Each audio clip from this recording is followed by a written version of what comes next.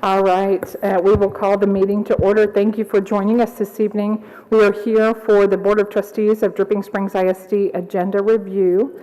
The time is 6:01 p.m. It is Monday, August 23rd, 2021.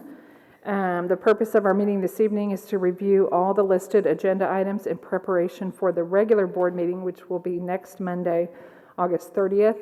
No action will be taken until the regular meeting. However, the board will still participate in a closed session during this meeting.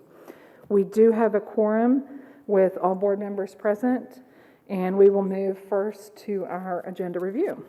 The Board of Trustees encourages and appreciates comments from citizens of the district and from district employees.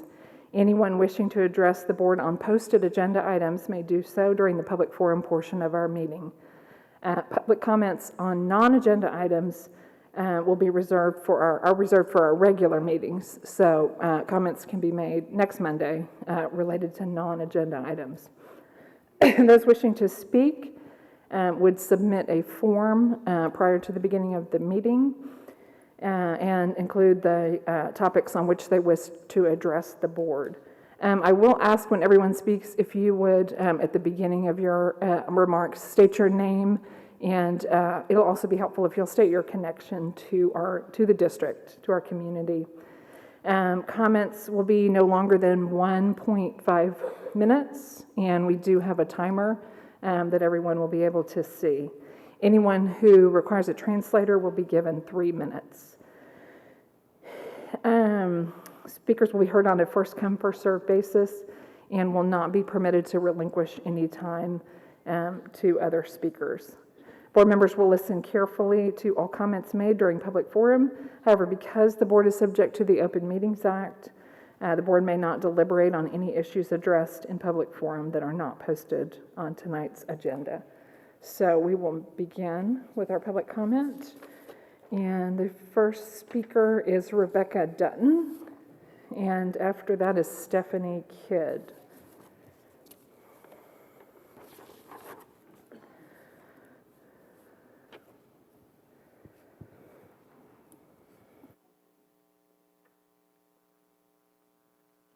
Hi, my name is Rebecca Dutton. I'm a parent. I also volunteer with middle school and high school kids here in Dripping. I'm asking you to not increase your COVID protocols. Y'all have worked so hard to come up with options for those that want and need them, and I am not trying to take those away. It is your job as a school district to educate the kids of Dripping Springs, Texas. It is not your job to be the health department, and I am sorry that people have put that on you.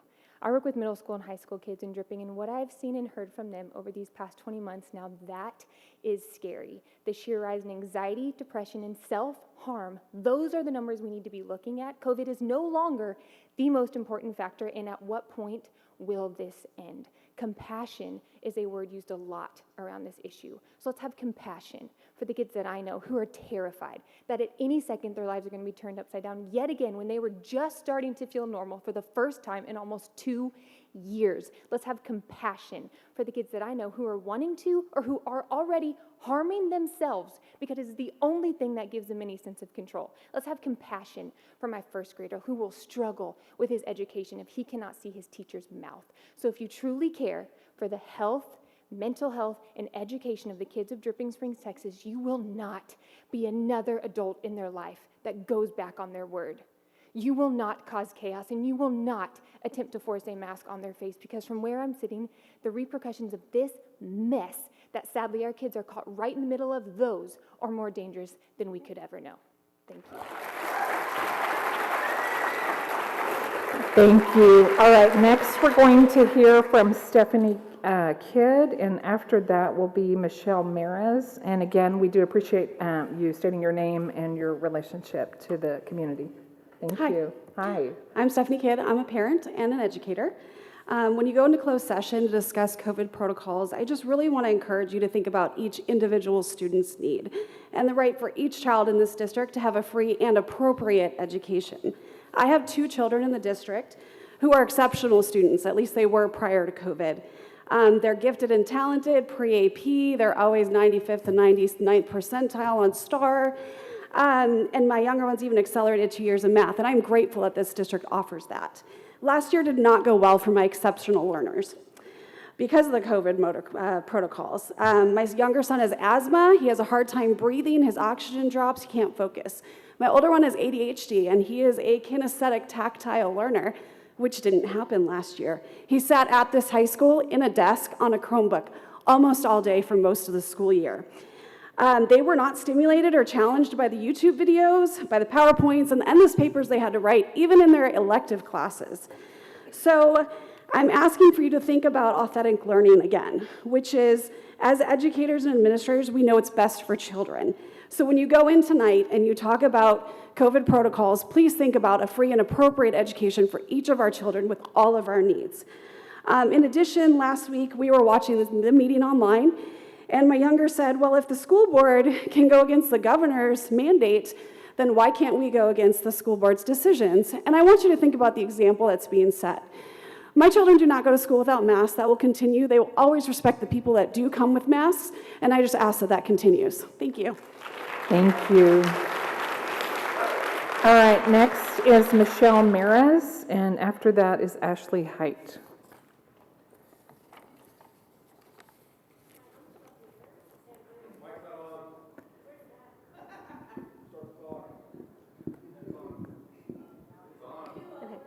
Can you hear me? Yes. My name is Michelle Mayers, and I'm a parent of a child in elementary school, 2 children. I was set to speak at last week's meeting, but due to the closed meeting lasting an hour and a half, I was unable to do so. I received multiple calls from my children begging me to come home to tuck them into bed. It's a shame that the parents had to choose between tucking their children in at night before their big day and fighting for their rights to breathe freely while at school. It's ridiculous that I and the majority of the community have spent our time battling for the decision of no mask, a decision that has already been made by our governor and the school board.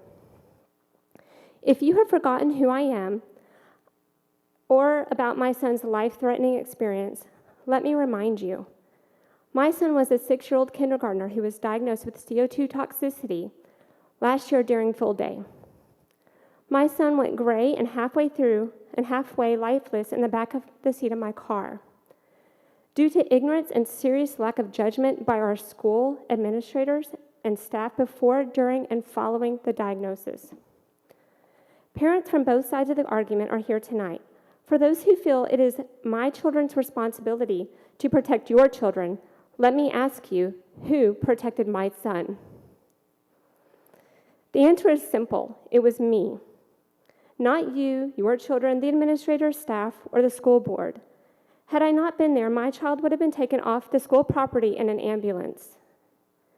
I support all who feel their children need to have a mask for protection.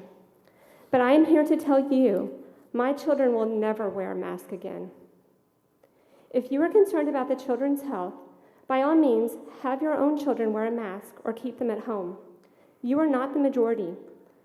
And if you feel my children's educational experience, mental or physical health should be dictated by you, you are sadly mistaken. All right, next, thank you. Next is Ashley Height, and after that will be Jeff Ailstock. Good evening. My name is Ashley Height. I have 2 kiddos at Rooster Springs and 2 at Sycamore Middle School. Forgive me, I'm reading off my phone. I want to encourage you all to please keep the current health protocols in place, specifically visitors being welcome and campus programming being allowed. I don't need to touch on the mask debate. I know people are going to do that enough. I feel strongly that allowing visitors, which are more often than not volunteers, is vital to a school's success. Parents and community members who have a heart for education, want to volunteer and become involved, have the ability to truly enhance the educational experience of students and foster a positive school community. And this year, we know how much our teachers need every helping hand. There is so much divisiveness in this community, and it breaks my heart. My hope is that campus programming remains. I believe that having events and activities will improve the mental and social and emotional health of not just our students, but of our community.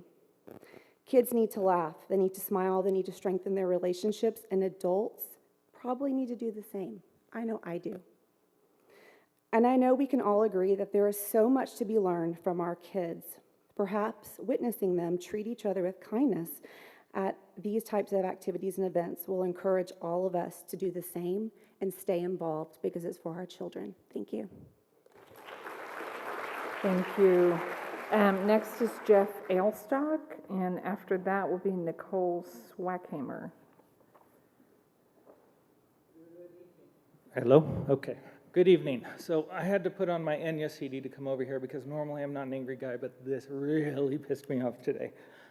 The last minute email that you guys published not more than 3 hours ago, letting everyone know that you were going to restrict the auditorium down to 180, effectively reducing your capacity down to a third.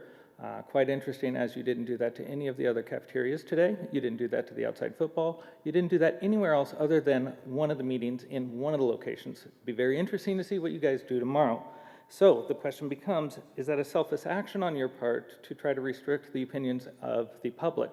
Are you trying to reduce the amount of people that are showing up so that it's easier for you to hear what you don't want to hear, or for you not to hear what you shouldn't, or you don't want to hear?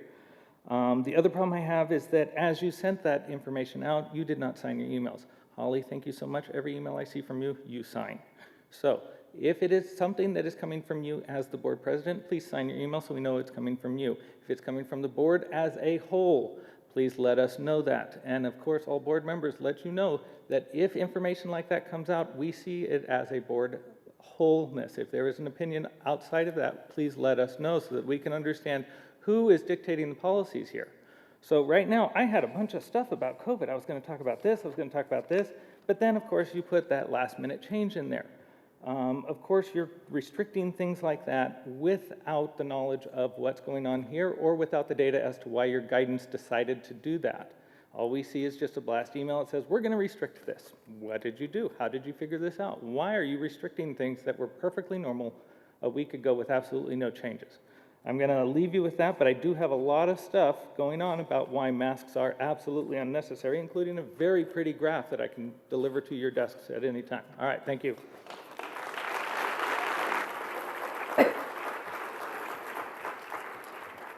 All right, next is Nicole Swackhammer, and after that will be Chad Morris. And if you all could state your name and your relationship in the community, please.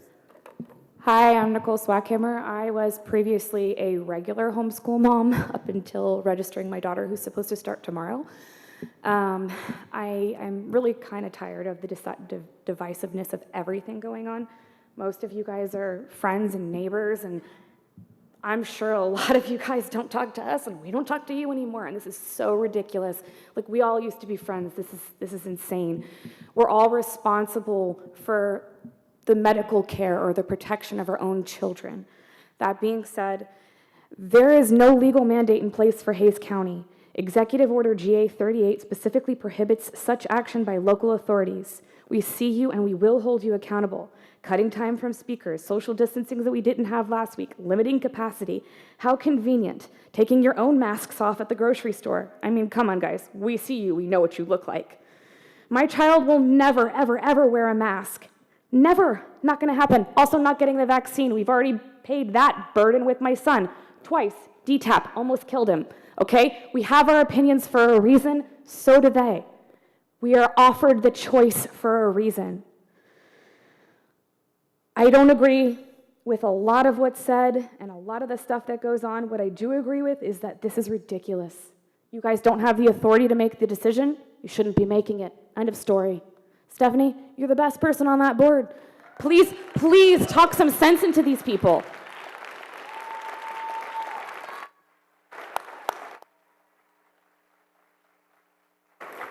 Next is Chad Morris, and after that will be Paul Erb. My name is Chad Morris. I have 3 kids in the Dripping Springs School District, or ISD, whatever you guys call it. I've been at, this is my 3rd meeting, and I'll do a recap of the last ones. It's usually the same theme. I'm from Illinois. I hate Illinois. It's a garbage state. I love Texas, and masks are garbage. And I that's really all I have to say about that. Pretty sums it up. But I'm going to focus my time on what the other gentleman talked about. Is this whole social distancing nonsense is exactly that. You treat me like I'm an idiot, and I go, this was not in place last week. It's something that you guys are doing for a level of control. You wonder why people get salty about these things, these mandates. It's a level of control, and I might be over-exaggerating it, but there's no reason to restrict anybody. I'll even speak on, they're not going to like it on behalf of the maskies here. They should be able to fill up this auditorium with as many people as they want. And people that are plagued by logic like myself that don't want it should be able to have as many people in here as I want. This social distancing nonsense is exactly that. Do your job. Don't try to restrict me and who speaks on behalf of my kids. Don't have the mask, but I don't care if people can speak whoever they want to. Don't try to restrict who's in this auditorium. It's nonsense. And I'm sorry to get salty. My wife will be up here later. She's a much more even-keeled person that can tell you how bad masks are herself, too. Thank you. All right, next is Paul Erb, and after that will be Kristen Quick. Hello, my name is Paul Erb. I have a daughter in the high school, 11th grade, and just wanted to reflect on the first week. Having choice, I've seen her friends' smiles return. She has a much better demeanor at home. It has just been great. Choice has proven that everybody can get along, and she has friends that are masked and friends that are not masked, and everybody is having a good time. Looking forward to getting the assemblies open again, getting the pep rallies going because to build school spirit. I mean, let's get by this. Let's keep choice going. And, you know, we got football games coming up. Come on. And so I'm even surprised that, you know, Austin Independent School District, stadiums were stacked. So I don't know what's going on. It just doesn't make sense. But what I do know is the results from, you know, just 1 week of having the school fully open and everybody in there, it's been great. So let's keep it going. Thank you very much. Thank you.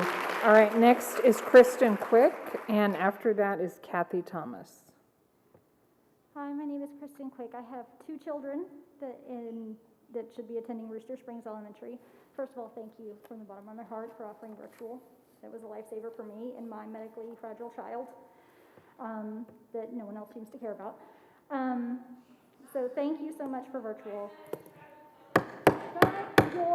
All right, we are going to let all of our speakers speak, and we need to have respect and decorum when they're speaking and not have outbursts. If we continue to have outbursts, we will take a recess, but I'm going to ask that people not yell out while people are speaking.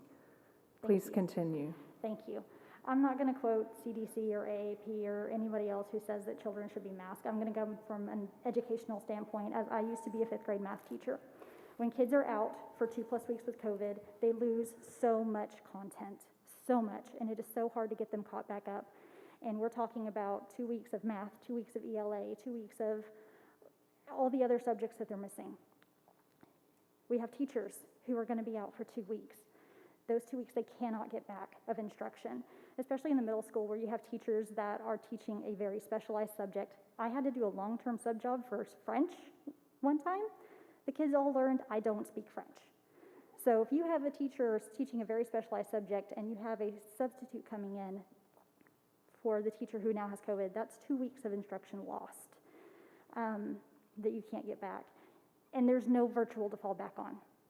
The teachers can't come on through virtual to teach the kids while substitute is there. The kids can't go to virtual to miss the content from being out of school. You thought STAR tests were bad last year. This year is going to be even worse as far as test scores go because they don't have the instruction. Thank you. All right, next is Kathy Thomas, and after that is Karen Scott. I'm Kathy Thomas. My daughter graduated from Drippin in 2019. I'd like us to work together to stop the virus so we can go back to a more normal life. Children whose parents have started them on masks and help them to understand that they're being good members of our community by protecting each other when they wear a mask don't have the same supposed problems of which the anti-maskers speak. Parents have impact, and make no mistake, this is about community. Our little town has been ripped asunder when all we want is for public health to be taken seriously. A mask mandate in school would encourage more to mask up. It would show that our district puts students and public health above politics.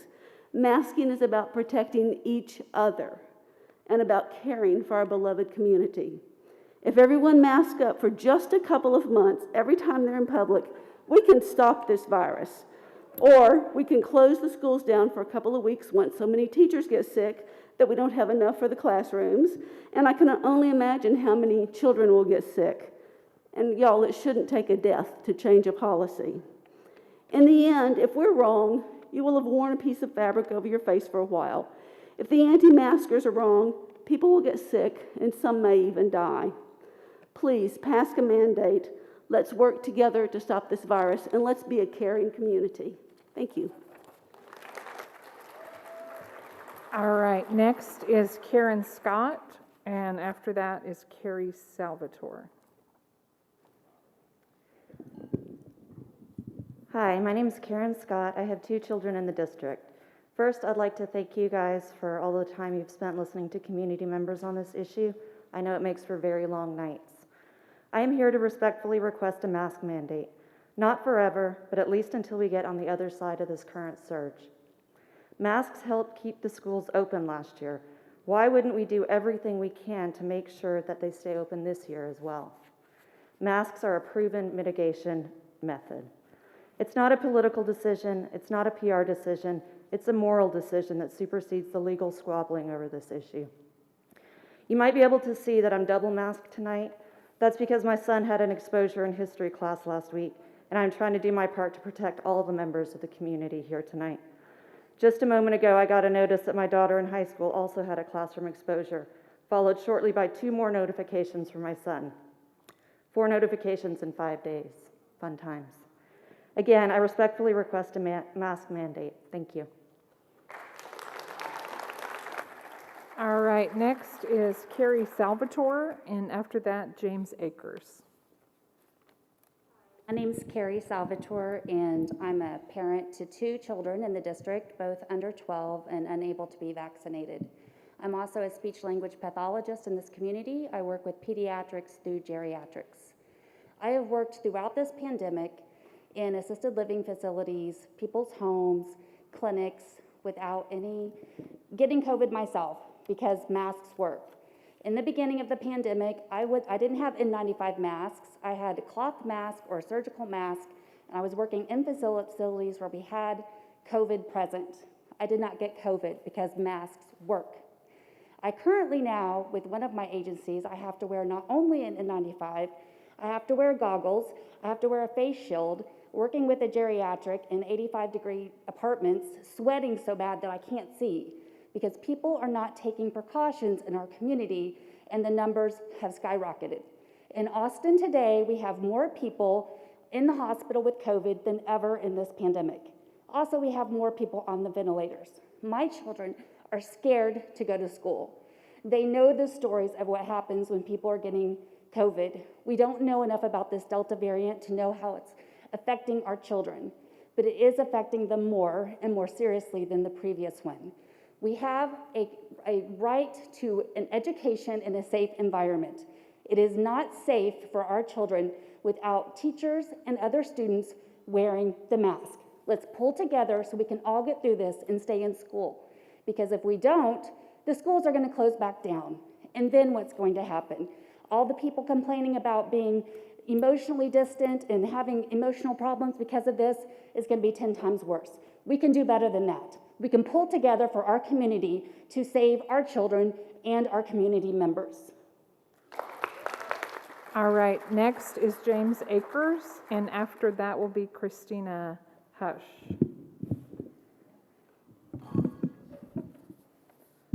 I have a booming voice, so hopefully I won't need that to be too close. I'm James Akers. I'm a 15-year resident of Dripping Springs. I've put 3 kids through Dripping Springs. I have 1 more in high school right now. I'm here to say that I do not like government or any other entity, just ask my wife, telling me what to do. But sometimes I got to push the envelope a little bit, and I just decided that I'm going to not just talk about it, but I'm going to walk the walk. At work, they make me wear this jacket. I hate it. They make me wear this shirt and tie. I hate it. On the way over here, I ran 3 stop signs, and 4 red lights. I almost killed somebody out there. But by God, it's my roads too. So I have every right to drive as fast as I want to, make the turns that I want to. I got over here to the school today and the parking lot's full, and I decided I was going to park wherever the hell I want to, which in this case happened to be a handicap. But I really hate my clothes. So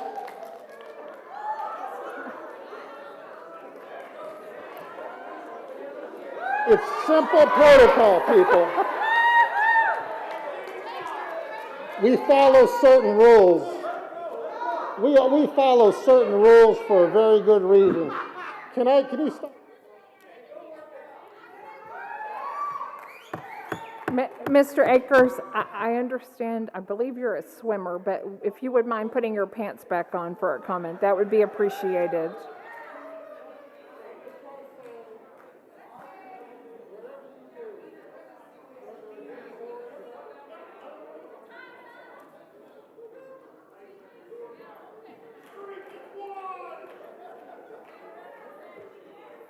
Thank you, we appreciate that.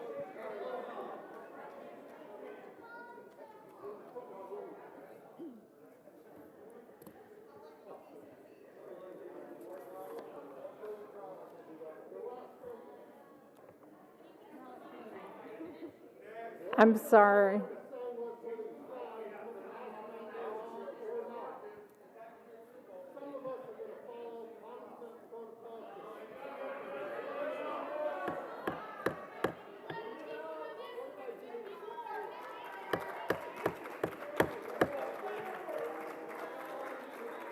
All right. If we could have order, please, so we can continue with our public comment.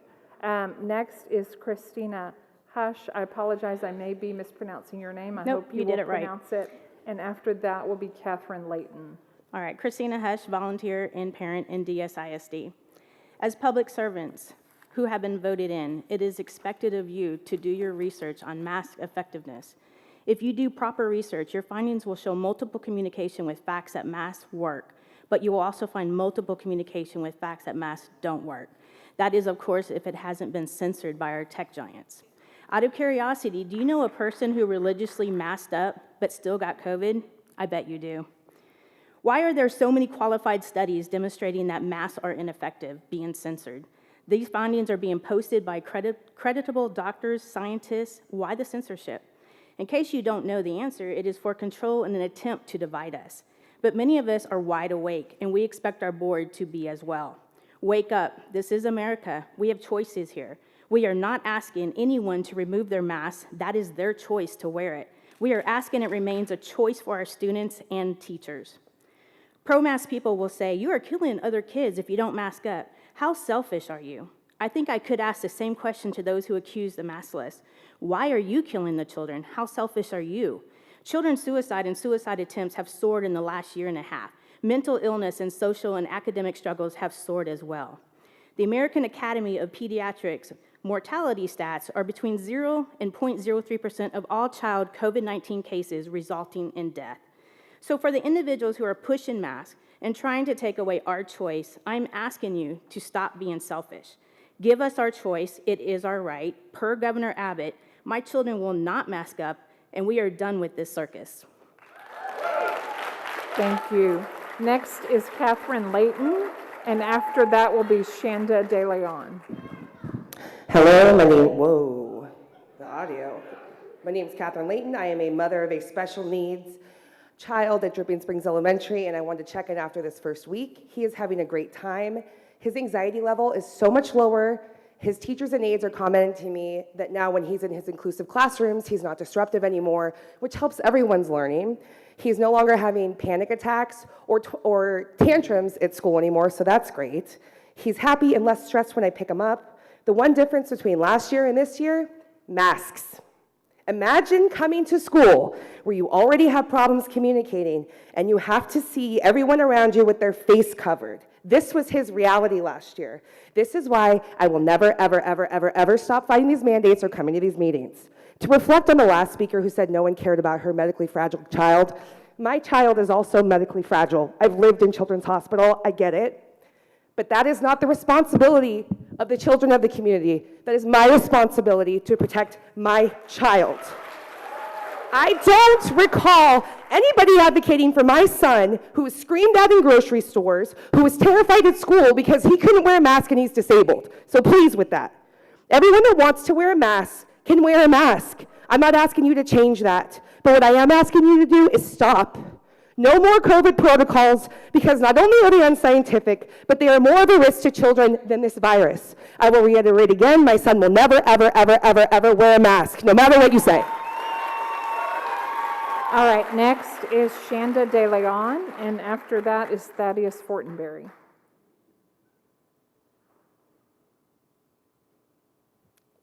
Hello. I'll start by saying that I don't really appreciate that I'm going to have conversations with my 4- and 7-year-old daughters tonight about the pervert that just took off all his clothes up here.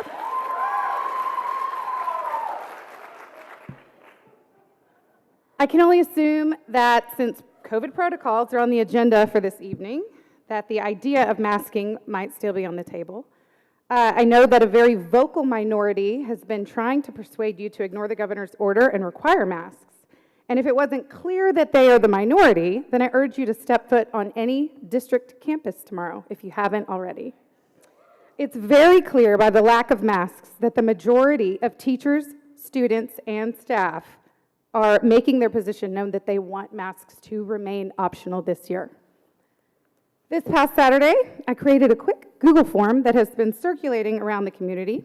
In less than 72 hours, we've had over 260 parents declare that their over 550 children will never, ever, ever walk into a DSISD school in a mask. So, the numbers are still growing as I typed this. So please know that if you change your protocols, we will not comply. Okay, again, we need to refrain from outbursts while speakers are speaking so they can have their time. All right. Would go ahead and finish, and then we're going to take a recess before we continue public comment. Go ahead, ma'am. I'm sure that you could figure out these numbers, but last I checked, Dripping Springs, she said I could finish. Thank you. Thank you for your comment, your outburst. Last I checked, Dripping Springs ISD gets around $12,500 per student enrolled. And so if the parents that signed this survey speak louder with their wallet than they do with their voice, then the district could lose up to $6,875,000. So I just want that to sink in. And again, we will not comply. All right, thank you. We are going to take a 5-minute recess and allow everyone to gather themselves, and we would like to continue with our public comment without outbursts and crosstalk between the speakers. Thank you. It's 6:34 p.m.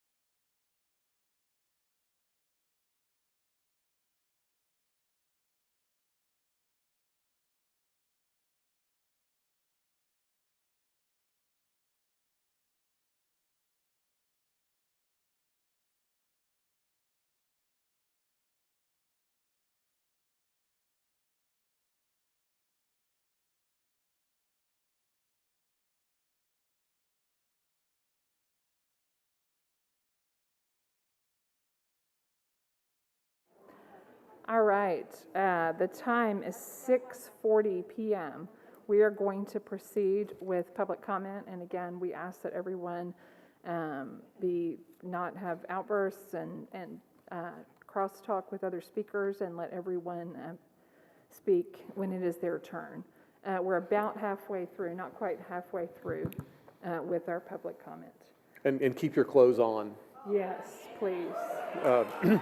Also, Madam President, I would like to point out, I would like to thank, we have several folks here helping us with American Sign Language this evening, and I just wanted to thank them for doing that. Thank you. Thank you. All right, our next speaker is Thaddeus Fortenberry, and after that is Kristen Hearn.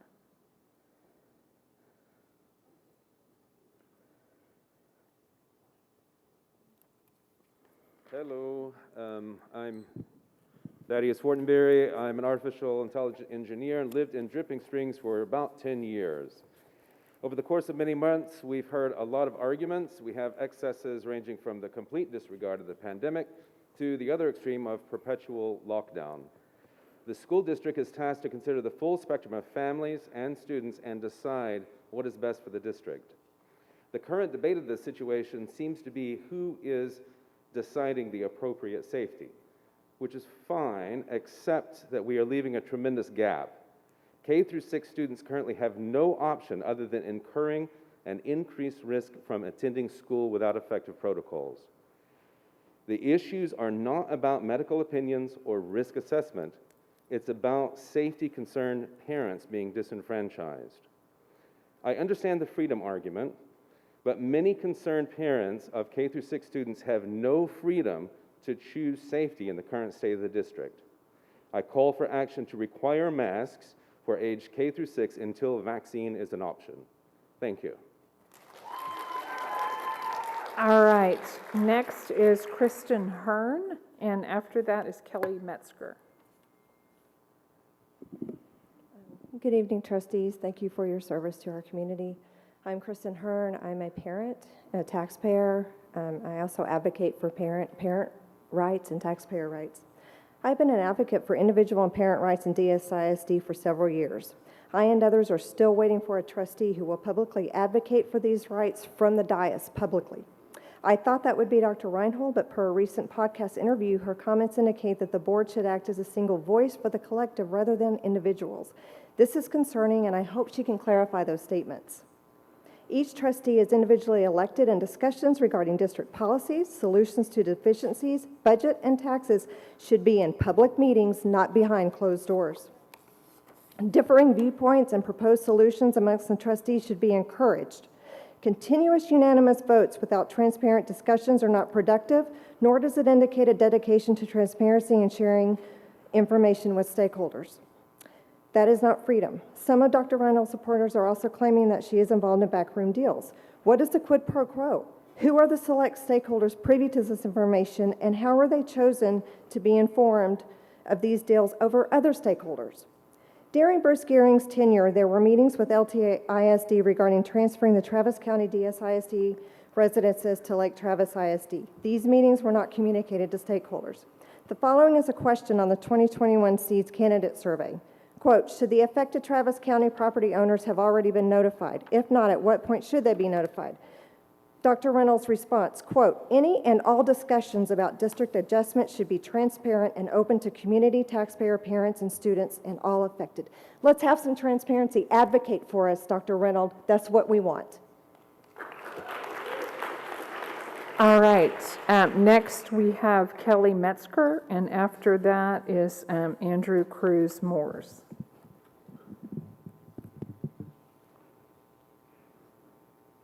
My name is Kelly Metzger.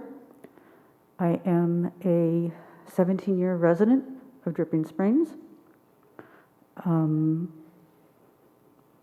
pay the school taxes just like y'all. I have 2 children in the district. You heard from one of them if you were at the last meeting or if you watched the last meeting. He's a special needs student. And we're really grateful for everything that the district has been able to do for him. He started school not talking. He had a severe speech delay. He's also autistic. You may have picked that up when he spoke, but of course you can't tell just by looking at him. You can't with autism. Anyway, several things, and it's going to be a nutshell, so here we go. I'm deeply disappointed in the people who tore down the social distancing.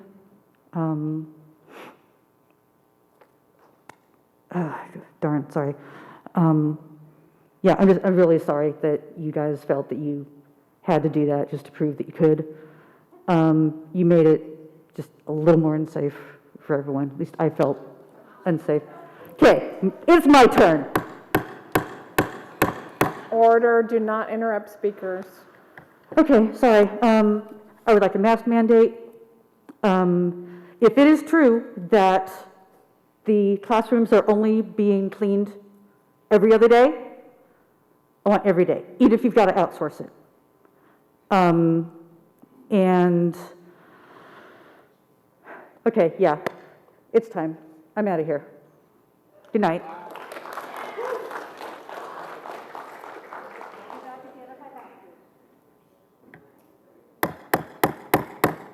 All right, our next speaker is Andrew Cruz Moores, and after that is Ellen Roberts. Can you hear me? I can. Go loud? All right.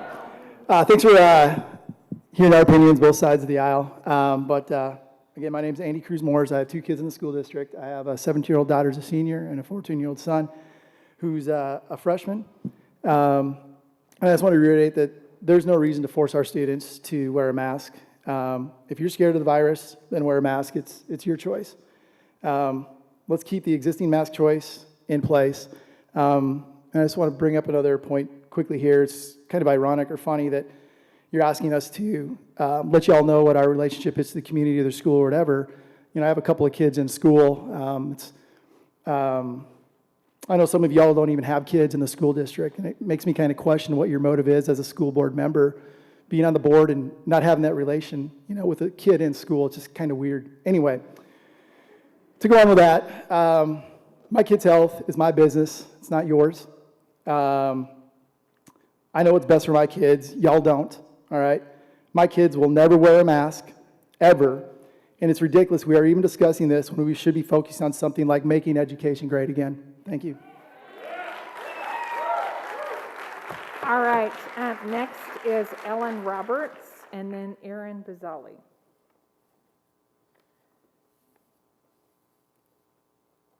Hi, I'm Ellen Roberts. I live in Dripping Springs. I'm right down the road from Mary Jane. My daughter's she's in 4th grade. She doesn't go to this district because she has some special learning needs, but I'm here on behalf of the community. I think we all need to keep our schools open. I think that there was huge mental health issues from kids having to stay home last year. And this isn't last year's COVID. This is different. We don't know what we're in for with this. What we do know is that it's more contagious. We know that kids are catching it. We know that kids are spreading it. And that's different than last year. So how do we keep our kids open, or our schools open? Have to have masks. That's what we know works at this point. Doesn't mean masks are forever. It just means masks until we can get through this. There was a study by NC State University modeling the Delta variant, and it showed that in an unmasked elementary school, almost 90% of susceptible students would become infected within the first 60 days. So think about that. Think about 90% of the kids getting infected. Will most of them die? Probably not. I think we've seen the stats from last year's COVID. I hope that stays the same. Will their parents be okay? I hope so. I hope the stats say the same. But will our schools stay open? Probably not. They'll be at home. What will our hospitals look like if 90% of our students get COVID in 90 days? They're going to be full. Kids will be in pretty big trouble if they can't get the support they need in the hospital. Thank you. All right, next is Aaron Bizzali, and after that, Mindy Marquez. So I just want to be frank with everybody. SARS-CoV-2 is never going away.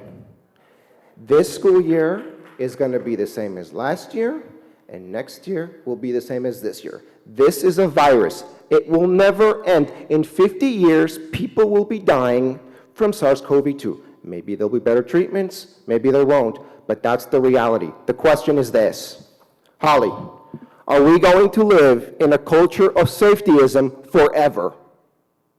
That's the question, because I'm going to tell you right now, Holly, I talk to a lot of parents. We're going to have a lot of problems if you force masks on our kids. We don't need any more negative media attention. If you force masks, pieces of cloth on our child's faces, parents are going to be very angry. I don't want that to happen.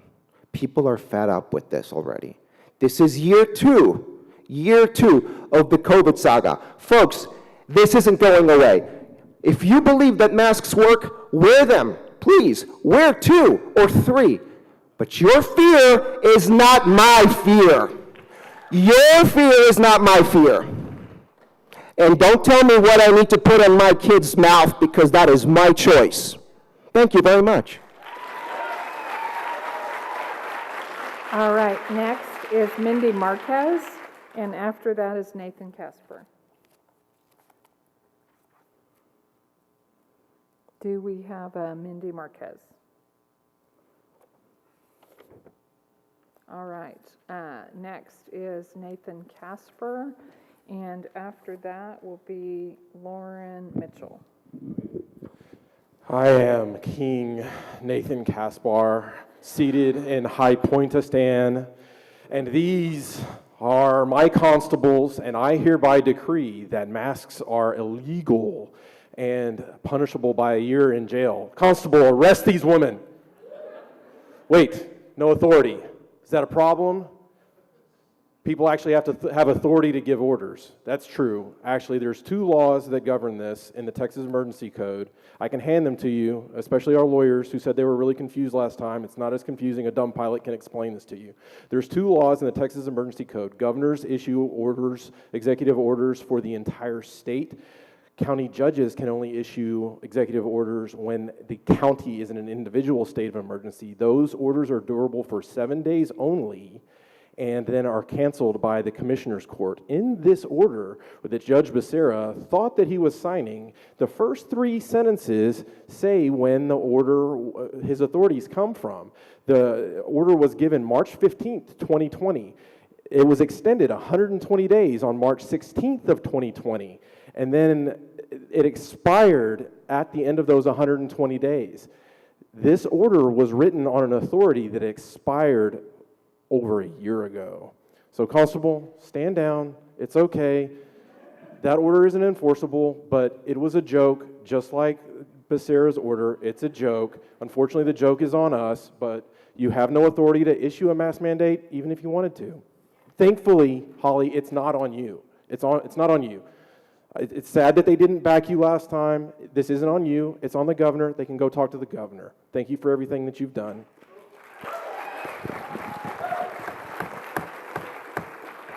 All right, next is Lauren Mitchell, and after that is Samantha Daniels. Hello, there we go. Hello, my name is Lauren Mitchell, and our son attends Walnut Springs Elementary School. We escaped Oregon in November and made our home in the great state of Texas, believing in it as one of the last frontiers to uphold all American freedoms.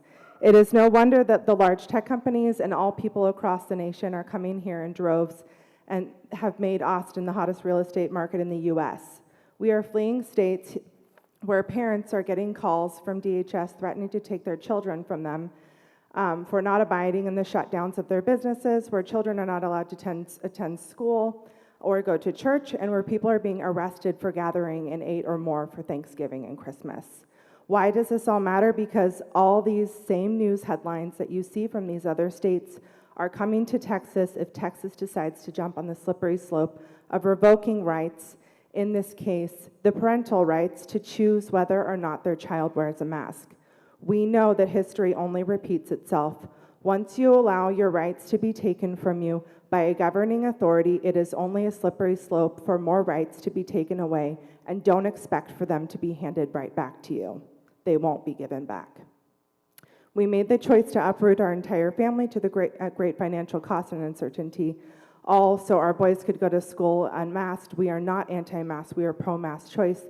I choose to not have him wear a mask so that if he does, so that he is not a greater risk of the communicable diseases that he will get from wearing the masks, like staph infection, meningitis, strep, encephalitis. How much worse would it be if he got COVID at the same time? How much more full will the hospitals be if the entire student body has this happen to them? Kindergartners cannot properly wear masks or keep them clean for 8 hours a day. I am deeply concerned for the school districts that have already enforced these unconstitutional mask mandates and greater amount of angry parents that will encounter because the school enforced them to wear a mask that weakens their immune system. How insensitive it is to put the entire student population at higher risk of being able to fight COVID successfully. I do not want this to be DISD's scenario. I call for the preservation of parental rights. All right, next is Samantha Daniels, and after that is Jason Zarudo. Hello, I'm Samantha Daniels. I have 3 kids in the district. Their names are Tegan, Hayes, and Nash. My kids will never be forced to wear a mask at school to make that tiny little group of people feel better. I support mask choice, and I also can't wait to eat lunch again with all 3 of my children. They've had the best normal time at school so far, and I'm telling you what they say. They are thankful they have the choice to choose a mask or not, and I give them that choice, and they are thankful for it.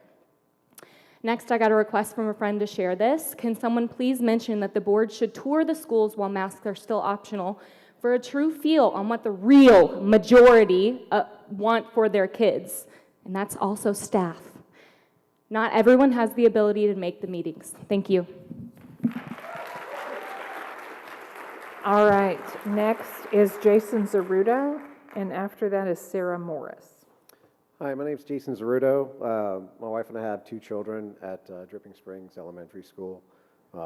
After retiring from the Army, we moved here to Dripping Springs as fast as we could. We saw community through friends and through Facebook going up through the system. That was just simply amazing. My children will not be wearing masks at Dripping Springs. God bless Texas. Go Tigers. All right, next is Sarah Morris, and after that is Jordan Youngs. I'm Sarah. I've got 3 kids in the district. I also escaped this summer from Illinois. Before coming here, I was an ER nurse at a level 1 trauma center on the south side of Chicago for 14 years. For comparison, that's 4 times the size of Dell. Needless to say, I've done and seen a lot of things. One thing that I did not see was the massive surge of COVID patients that we were told would come. Another thing I did not see was the massive death rate that we told would happen. We took down the white tents, we sent nurses home early, and we had sat night after night with empty rooms. As embarrassing to the profession as this is, do nurses who are overwhelmed dance on TikTok? The idea that we need to relieve our nurses and decrease hospital capacity is absolutely ridiculous. Hospitals want to be busy. Hospitals want to be full. And when it comes down to it, hospitals and medical facilities are all businesses. Everyone talks about stats and science. I lived through it, I worked through it, and my face-to-face experience with it has made up my mind. I know my husband calls me even-keeled. I guess I am until you mess with my kids. I'm the mom. I make the decisions. My kids are not wearing masks to school. They will never wear masks to school. Thank you.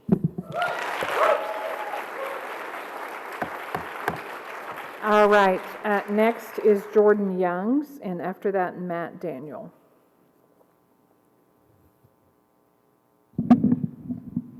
I'm Jordan Youngs. I have a kindergartner in the district. I came up with a short list of things she would probably make a comment about if we ended up mandating masks.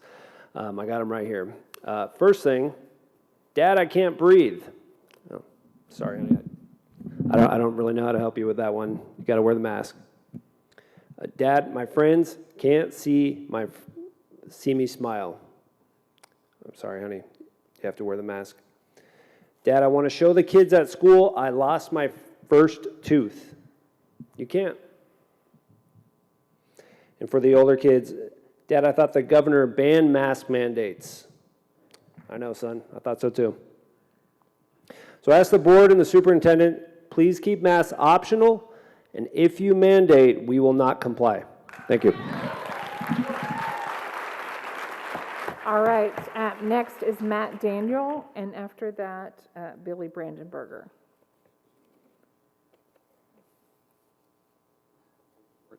Howdy, my name's Matt Daniel. I have 2 kids at DSMS.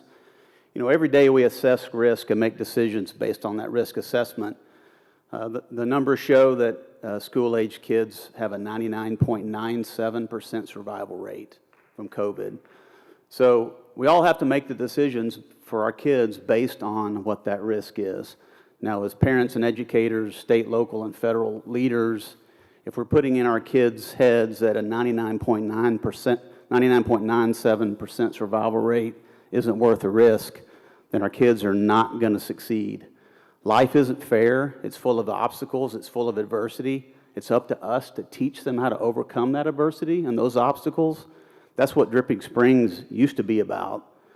That's what we have to do as parents. We're not setting them up for success. We're setting them up for failure. So if you want to wear a mask, wear a mask. Please do.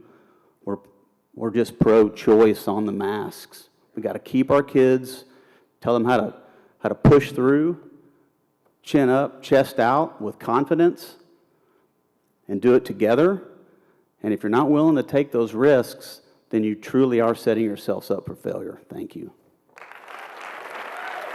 All right, next is Billy Brandenberger, and after that is Amy Azell.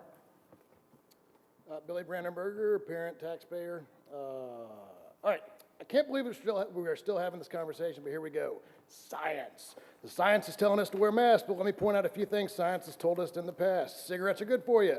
The oil reserves are going to be depleted. There's going to be another ice age. The ice caps are going to disappear. Acid rain is going to destroy the U.S. Ozone layer is going to be destroyed. And now we're debating something that is so clearly bogus that the CDC even published a large-scale study 3 months ago titled, quote, mask use and ventilation improvements to reduce COVID-19 incidents in elementary schools, end quote, that contrary to the title concluded that forcing students to wear masks, quote, did not result in statistically significant benefit. So if you want science, our own CDC has provided it, and it shows you that you can take the mask you want my kids to wear and you can shove it. Why do I have to stay home just because you're scared? How about you stay home? You stay in your house, you wear a mask, you socially distance yourself from me, you avoid restaurants, you avoid sports, you avoid beaches and parks. I'm done playing your game, I'm no longer a prisoner of fear. Your fear is not an excuse to destroy America, your fear is not my fear, and your fear does not have the right to interfere with my life, my job, my kids, my income, or my future as a free American citizen. The last 18 months has exposed the failure of government monopolies in education. Without competition from a voucher program, you become petty tyrants. If you don't stop this nonsense right now, we will replace you. There have never been more school board recalls in this nation's history, and we're just getting started. You're next. My kids will never wear a mask, period. All right, next is Amy Azell, and after that is Sarah Blakely. Hi, thank you for having me. I'm a parent and a teacher, and my son's a high schooler. I haven't seen him this happy for about a year and a half, 2 years since COVID. His first week of school, he texted me. How many of you have high school sons who text you? I don't. He texted me to tell me that he was loving being at school. He loved seeing other people's faces. He loved seeing his teachers. So I want to tell you how important it is that our children feel loved, feel like they have people to talk to. That's huge for the human condition. And I really want to encourage you to think through.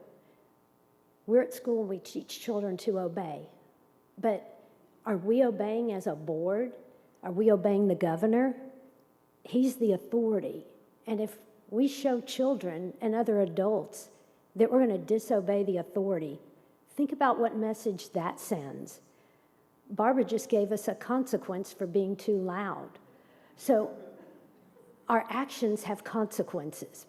People want the rule of law. I think it's great that everybody gets a choice. It's not that we're mandating that everybody can't wear a mask or everybody has to wear a mask.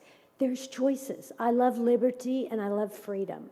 And I want to encourage those of you that do not have children, I hope you'll spend some time on campus and take a look at the children and see how they love being at school. And make an assessment yourself, but being behind a desk, you can't do that. So also as a teacher, I wanted to say, I cannot see what children are thinking and feeling with a mask on. I don't care if you're 5 or you're 18. It's important. So thank you, and I encourage you to do the right thing. All right, next is Sarah Blakely, and after that is Christine Helberg. Good evening. I'm Sarah Blakely. I have 4 children, 3 of which are DSISD students. Next year, all 4 will be across all building levels.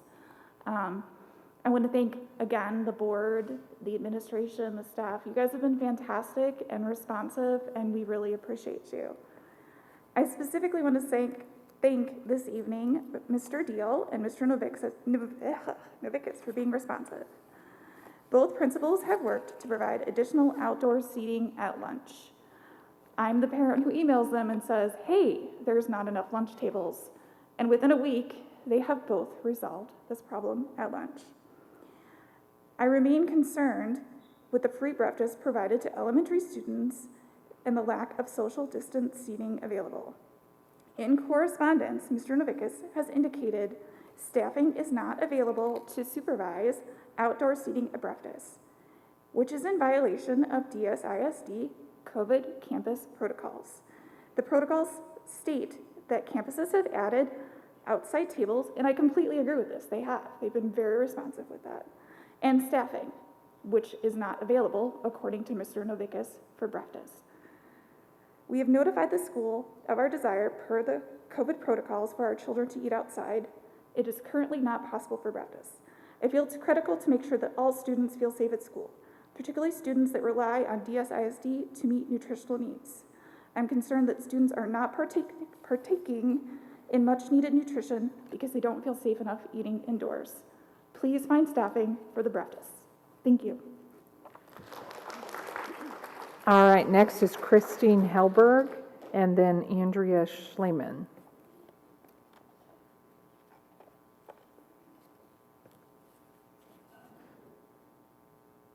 Hello, my name's Christine Helberg. I have 4 children that have either graduated or at DSISD. And I just wanted to share with you what an amazing week they had last week. I had one child that I thought maybe would never love to learn again, and she got so excited to write a paper. I'm so thankful for her love of learning returning, and I'm asking the board and the superintendent to please continue to focus on our children's education. Thank you. All right, Andrea Schleman, and then Olivia Barnard. Hi, Andrea Schleman, community member, parent of a student here at the high school. And thank you, board members, for all that you do. I know you really spend a lot of time listening to everyone's voices and then spending many hours afterwards doing the rest of your meeting. I remember in 2012 when we moved to the Southwest Austin area, we went to Meridian for elementary, lived in the Meridian neighborhood, and we heard all the time what a great school district DSISD is. Ever since then, we've always heard that. And it's because DSISD's teachers and board members, they've provided our students facts to learn, to be informative students to make informed decisions. I would love to see that continue. Facts so they can be informative people and make informative decisions and grow up to be, good, successful in their own right adults. as I'm driving home today with my son, I said, hey, because I like to ask him, what's going on? What's the vibe at school? Because we're not pot stirrers. I like to listen to people, no matter where they're from, who they are, to learn about them. So I asked him, hey, do you have any buddies that are wearing masks that you hang out with? Yeah. I said, okay. I said, do y'all chat about it at all? Does it come up? He goes, no, not really. I'm like, is there any issue with it? No, we're good with each other. I'm like, cool. So you have respect for them and they have respect for you. And he's like, yeah. I said, that's the way it should be. If you feel you need to wear a mask, wear it. If you feel comfortable not wearing it and you feel you're healthy, my son, I give him all kinds of probiotics and immune and all this stuff anyway, then it's a choice. Let's keep it a choice, please. Thank you. All right, next is Olivia Barnard and then Susan Warwick. Hi, good evening. Olivia Bernard, parent to a third grader at Cypress, and we have had an absolutely incredible, great first week, so I want to thank everyone for that. I would also like to point out what an amazing job the faculty, staff, and teachers did on Meet the Teacher Night. It was amazing to see so many of our teachers' faces and smiling, and administrators greeting our children. To my estimation, about 1/3 of the total populace that was there that evening was wearing masks, and I thought that was great. Everyone working together, but what was interesting about it is that shows us the real numbers, right? My son's in third grade, and we love and accept everyone, and unfortunately, this is a topic of conversation at our home, but when I asked him, hey, what was it like, what's going on? He said that about 1/2 of his class is wearing masks, and that's great. My son will never wear a mask because I am his parent and I make his medical choices. But I want to point something out in 30 seconds. In this debate where we have become so divided, no one is sitting across the table and asking the other person why. I want to tell you, I have asthma. I was medically advised not to wear a mask because of the health would actually be potentially worse.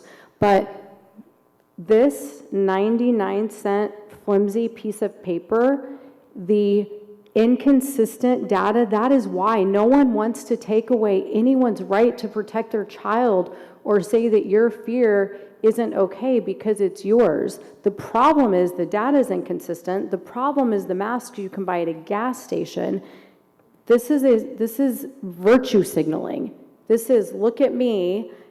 Yes, there are masks that are good, but to say to put face diapers on our children makes absolutely no sense. And at the end of the day, we're going to follow the law. But I, like everyone else who is about to raise their hand, if this board mandates masks again, I leave the district. I will not comply. Please raise your hand if you're with me. All right, next is Susan Warwick and then Joe Hogue. Good evening. Thank you, board. I know how many hours you put in on this. This is my third time here. My first time was to say how excited my grandson was. Oh, I forgot to tell you who I am. I'm Susan Warwick. I'm a former high school teacher here. I'm a grandmother of a Walnut Springs student, fourth grader, and I'm a volunteer at Walnut Springs. At least I wasn't last year, but I was the year before, and I hope to be again this year. When I was here the first time, I said how excited Riker was going to be that he didn't have to wear a mask, and that he could go to school and see his friends. And the second time I was here, I said, oh, he's so excited. He's going to be there. He's so happy.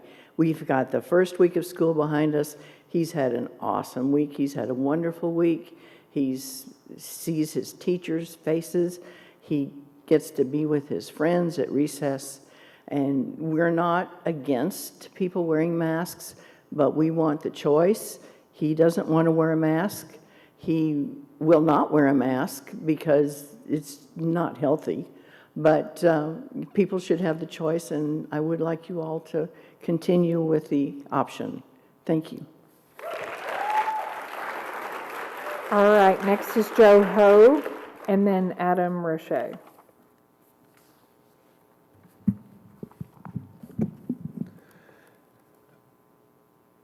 My name's Joe Hogue. I'm a longtime community member here. I have 5 businesses in this community. I know most people in this community. I will tell you that the job that you guys have is going to be very difficult. I'm sorry for that because you're really just being played politically.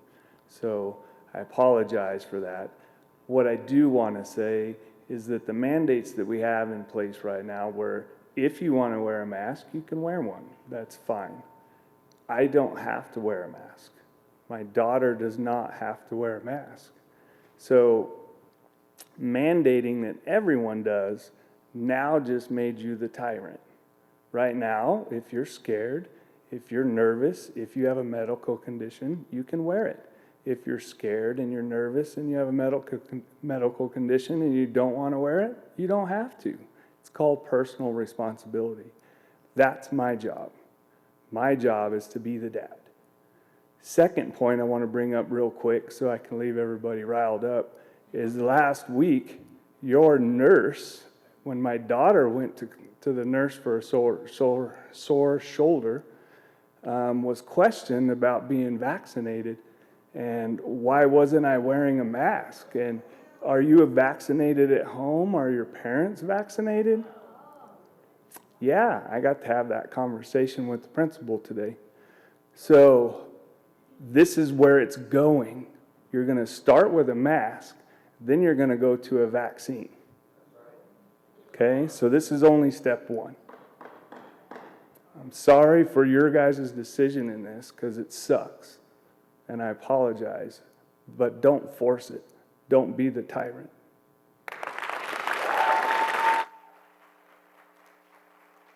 Next is Adam Roche and then Grant Tate.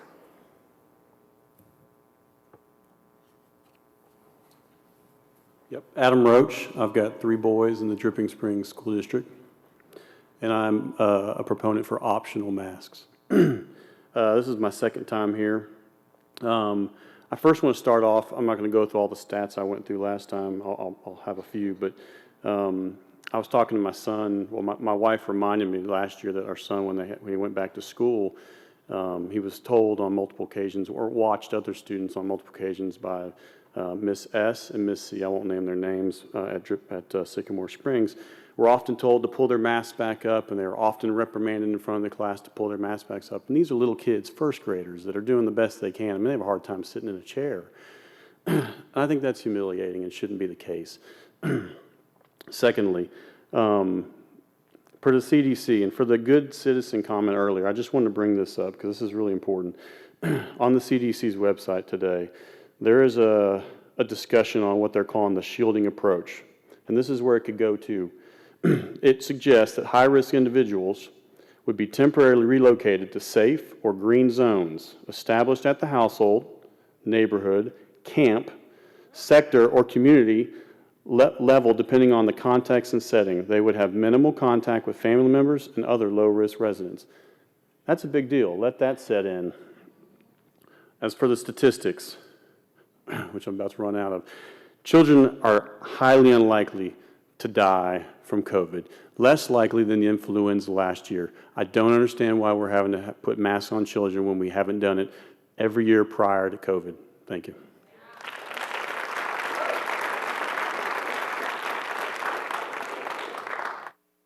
Owen, Grant Tate, and then Courtney Bowen. Hey, my name is Grant Tate. I've got 2 kids at the school here. I think we need a mask mandate, and I will give my explanation as to why. I'm glad that you had a good experience last year with COVID up in Illinois. That's not Austin right now. So all the hospitals are maxed out in the ICU. They're holding ER, ICUs, 3 or 4 in each of the hospitals. But they are. I work there. So what I'd like to do is, we need a mandate, but we have to consider you guys as well. You have people that you care for, that you feel psychologically, medically, they need to not wear masks. And I agree. If they have a reason to not wear masks, they need to do it. However, being afraid and being scared of masks is not a good reason. So, then All right, we're going to have order. We are not going to interrupt the speakers. If we need to take another recess, we will do that. So, Go ahead, Mr. Tate, and I'm you'll ask- have a ma- little extra time since we interrupted you during your time. All right, we're going to take a recess. I'm sorry, Mr. Tate. We will start your time over. We're going to take a 10-minute recess. That's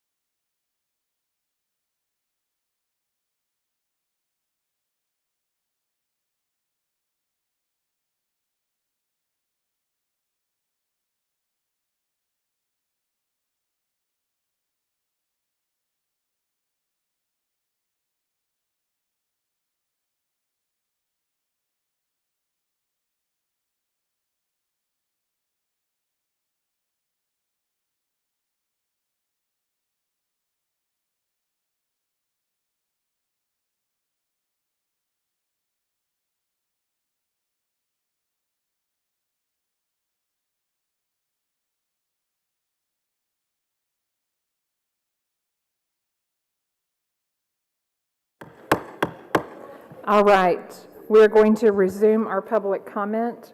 Our speaker is Mr. Grant Tate, and after that will be Courtney Bowen.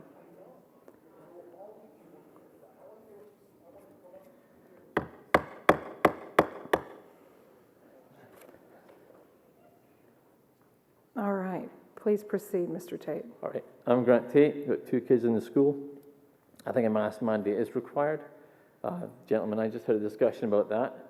He took issue with the fact that I was ascribing him as being scared or fearful of masks and vaccines. I think some people are. I think some people who spoke tonight are. I think others aren't. Others want their freedoms, or they want to feel like they have control. And COVID's taken away the feelings of control. I completely understand that. However, masking is going to stop COVID from getting worse. And it's going to get worse. Delta variant is a variant that's different from the first one from last year. We're here because we stopped with the protocols that protected us in the first place. And we continue to make the same mistakes that we made last year. And we're going to continue to make mistakes that are going to keep this bloody disease going. The ERs in this town, not this town, these counties, all of them are stacked. The ICUs are full. We're seeing record numbers of patients that we're not even taking to the hospital anymore because we don't have the room to take them. We treat them, we release them, we have to follow up with them later on. And so I'm sorry, masks suck. I'm sick of them. But it's going to protect us from what's coming next. So hopefully we can get on board. Hopefully the doctor up there will finally speak up. But watching this bunch, I can understand why you don't want to. All right, next is Courtney Bowen, and after that is Emily Johnson.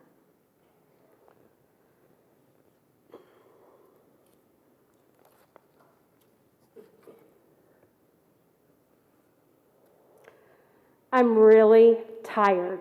I think I can offer a unique perspective to this mask debate. How many of you in this room have buried a child? Awesome. Let's have a chat after this. How many of you have served in the military? Come over for a beer so we can have a chat. I am so tired of the diabolical crap that this district is dealing with, and you guys are not even here to make common sense decisions. I'm wearing this mask, I'm vaccinated, but guess what? My daughter got exposed, we gotta wear a mask until September 1st. And then I just got another email of my 450 emails because I wasn't able to have surgery because it got canceled because we're in crisis.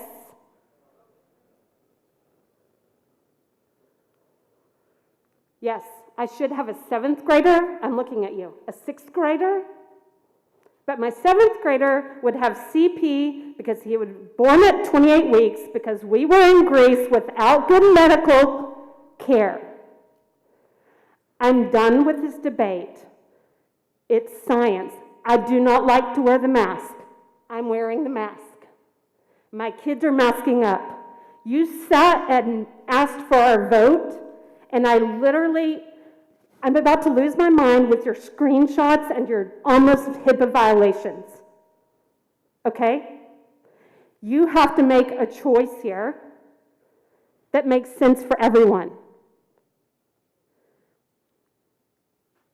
It's a choice for health.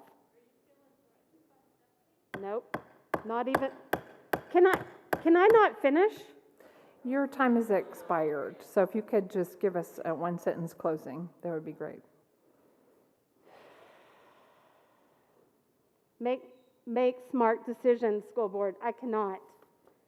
All of you channeling your Mel Gibson, like, freedom, just stop it. Enough. It's done. It's done. This is ridiculous. Use common sense and mask up. We're done. All right. All right, our next speaker is Emily Johnson, and after that will be Ashley Martin. And again, if you all can state your name and your relationship to our community. Hi, I'm Emily Johnson. I'm a parent. I have 2 children, one at Walnut and one at Dripping Middle. They absolutely love it. They love being able to go to school and see the teachers' faces smiling, greeting them, reading their expressions, whether it's a good expression or a bad expression. I feel for their mental health that they need to see that. All last year, they were not able to see that. I actually worked as a TA in a public school last year. I had to wear a mask. I had to make sure all the kids, it was elementary, were always wearing a mask. Pull up your mask, put your mask on.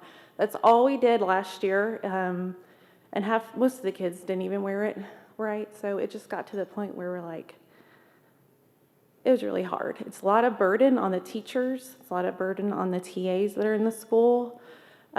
We teach our family to love everybody, to love people that are wearing a mask, to love people that are not.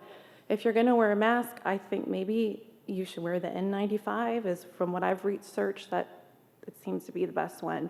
I will not send my kids to a school that requires a mask anymore. I don't think that they need to, looking at just the death rate is very low. They're healthy children.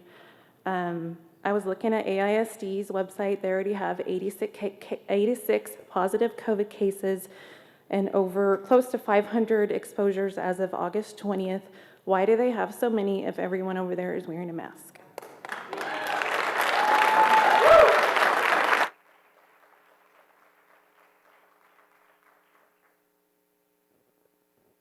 For that is Ashley Martin and then Colin McAlpin.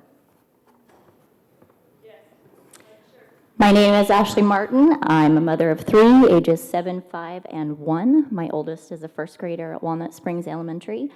1,711 miles and every penny I had to leave Portland, Oregon to get my kids to this paradise, Texas. Okay? Our kind of people. We handpicked this town with like-minded folks, family-oriented, great schools. It's a beautiful community, and far enough away from Austin that we've thought we wouldn't have to fight this fight. Let me tell you, firsthand witness, the dumpster fire that is Portland, Oregon, it all starts with a mask. If we make this a mandate, it's all downhill from here. I'm proud to be here. We back our blue, we back our schools, we back our teachers, and we back our kids. And I promise that I won't share what a paradise this town is. Please allow us to continue to choose for our children. Mask if you want, raw dog some air if you want. Tour the schools. Actions speak louder than words. My kids will not be wearing masks. Thank you.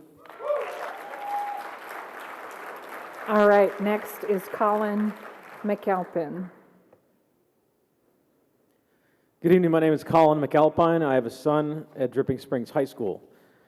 He reports to me that roughly 80 to 90% of his classmates are not wearing a mask. It's their choice to do so, and they're enjoying that, and it's adding to the value of their education and socializing. When you guys have to consider these things, I recommend you consider 3 things. What is the magnitude and likelihood of the danger or risk, the supposed danger and risk? What is the effectiveness of the proposed policy and action actually mitigating either that magnitude or likelihood? And 3, what are the unintended negative side effects of the policy or action? So first, what's the magnitude and likelihood of the danger or the risk? It's already been stated at prior meetings. There were just as many, if not more, natural, normal flu deaths from the last common flu season than COVID pandemic to date. We didn't wear masks then. We shouldn't wear masks now. These are for the kids, for the 0 to 17. This is what we're making the decision on. What is the effectiveness of the proposed policy action mitigating either magnitude or likelihood? If you look at that, I will send this data to you after this meeting, to all of you on the board. The countries of Sweden and Germany took diametrically opposed to masking. Germany was roughly 80 to 86% masked. Sweden, 2 to 9% masked. If you look at their curves of COVID deaths per million, it is ridiculously the same curve. You could not ask for a more perfectly correlated curve. The masking that Germany didn't work, didn't do a thing. What are the unintended negative side effects of the policy action? We've heard lots of testimony and comments about that tonight already, about kids' mental health, their socializing, the ability to actually teach effectively, learn, and learn effectively. My son loves being in Dripping Springs. It's our first year here. He will not be wearing a mask ever, ever. Thank you. Thank you. All right, that concludes our public forum for this evening. So we will move on to our agenda review. Next week at our regular meeting, of course, we'll have our opening ceremony. We will then have announcements from our superintendent, and we will have our public forum next week for both agenda and non-agenda items. And then we've got reports and information. So board members, I hope you had the opportunity to review those. We're kind of trying to streamline our format a little bit. So Dr. Morris, can you give us some guidance on whether we're restructuring it as reports and information. Do any of your administrators want to comment on those, or are these just in case board members have questions that they want to ask? Right, so we'll present these each month for y'all to read and review, and then feel free to come with any questions, and we're happy to answer those. But otherwise, we're not going to necessarily do full presentations on them, just to streamline the meeting and give y'all information. And then obviously, we're happy to discuss anything that you have concerns about. But it's mostly the same reports that you see month after month, so it gives you the ability to kind of read and review and then pull off anything that you have as a concern. All right, so board members, do you have any questions related to any of these reports? Joanna? For questions that we've given, do you want us to ask the questions that we may have emailed earlier? And I know that perhaps administrative staff aren't, like if you receive them today, aren't prepared to answer. Do you want us in the streamlined version to go ahead and ask? Or do you want us to, you've gotten our questions and we'll wait till next week to have more discussion? No, I think it's okay to go ahead and ask them here, and we'll just make sure. Some of them we may have answers for, we may not have answers for everything. Okay. Yeah, and if there are questions related to something that is going to be on the agenda, I think it would be best to ask those questions when we're talking about that agenda item. But if it's just a general question based on something in these reports, please feel free to jump in. Then I think my first questions are for the construction report, and I'm looking for Clint. I guess I'm wondering how many more of kind of our punch list items are left on the campuses that opened. And I've heard some concern about work ongoing, potentially during school. And I wanted to have some understanding of what finishing up that is looking like, especially during the school day at the elementary campuses. I know Clint's here somewhere, but I think he may be with Corrigan, but I will take all those questions and make sure he presents that out next week. Thank you. Any other questions? I have questions about the HR report. Okay. I know that you might not have the information right now, Tiffany, but I'm curious about our sub-pool and how many teachers we have out. TEA changed its guidance about close contacts and teachers, and I know that that's caused some of our teachers to go into isolation. And I'd be curious how many teachers are isolating and how many teachers are opting to test every other day. And then I'm also hearing that we're having some staffing issues. And so I'd like to understand kind of where we are with hiring and how many positions are left unfilled, especially in our custodial staff and teaching staff. And then my understanding is we're already having some trouble getting subs when we need them. And we're only in the second week of school. And so if we could understand where we're having trouble, how many subs we're missing, how many subs we need that we're not able to get on a day like today, and how we're covering those gaps, because I have concerns about keeping the schools well-staffed and kids safe.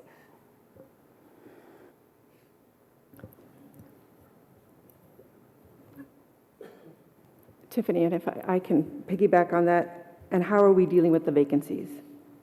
So like the positions that aren't filled and we've got kiddos who need to be in a classroom, Are they just extra kiddos in somebody else's classroom, or how are we dealing with the vacancies for now? Okay. So you may have to go through those a little slower so that I can walk through some components of that. What I did receive notice ahead of time for was the custodial shortage and the questions there. So I'm going to start there because I have that prepared. We are in a critical shortage with our certain auxiliary positions. Custodial, we had approximately 16 open positions, but we are processing 2 new hires this week, so we are at 14 right now.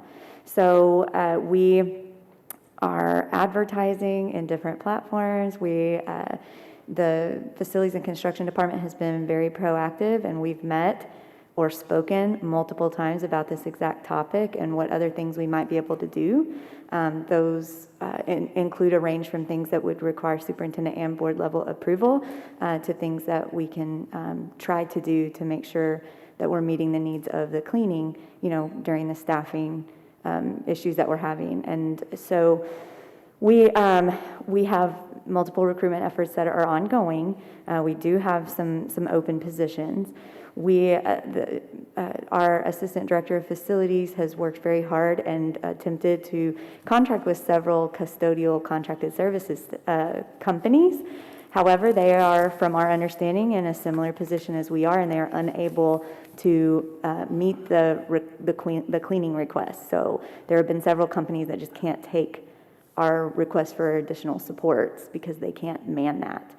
However, this week, knowing that we had cleaning crews from Bartlett Cock over taking care of the cleaning with the construction component, again, that proactivity is much appreciated. Noticing that, we have spoken with that subcontracting company, and we are working to secure that this week as a new vendor, and so that will also be something that we're able to do.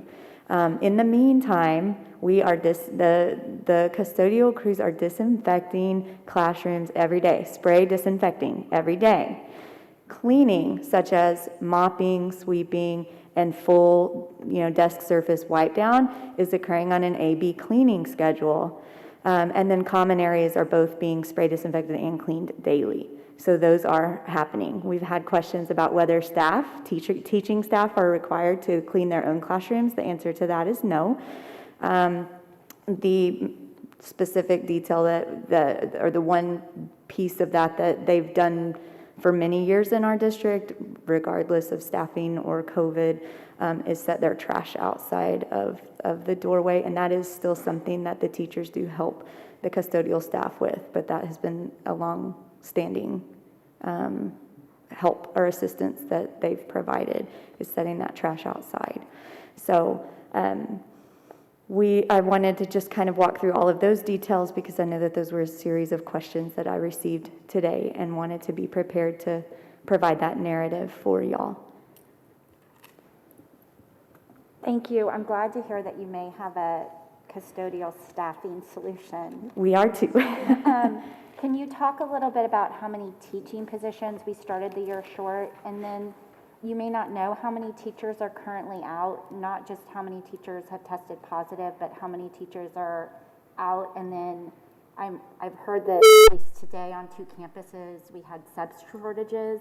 And so I would like to understand what that looks like and what we're asking our teachers to do when we don't have the subs. Yeah, so I don't have specific data for you in terms of the number of staff out daily, at least off the top of my head. I know that we had over 60 substitute position requests last Friday. That was a day that we were relatively short. And so there were some of us who went to try to go support or cover. We have our instructional coaches that are stepping into some of those classrooms. So we are trying to use some of the staff from within when we can't cover on the campuses. But that's certainly data that I can gather in a more meaningful way to try to report out. I will tell you that we started the year in terms of at least teaching positions short between 10 and 12 positions, and we're whittling that down. But we also had a number of virtual teaching positions that came about, and that the L&I department worked furiously in partnership with us to process while they recruited to try to make sure that we had those virtual teachers hired. So we've made a lot of strides in a very short amount of time. It is a unique year for us. That's not normal for us to have teaching positions standing open. We had quite a few late resignations beyond penalty free.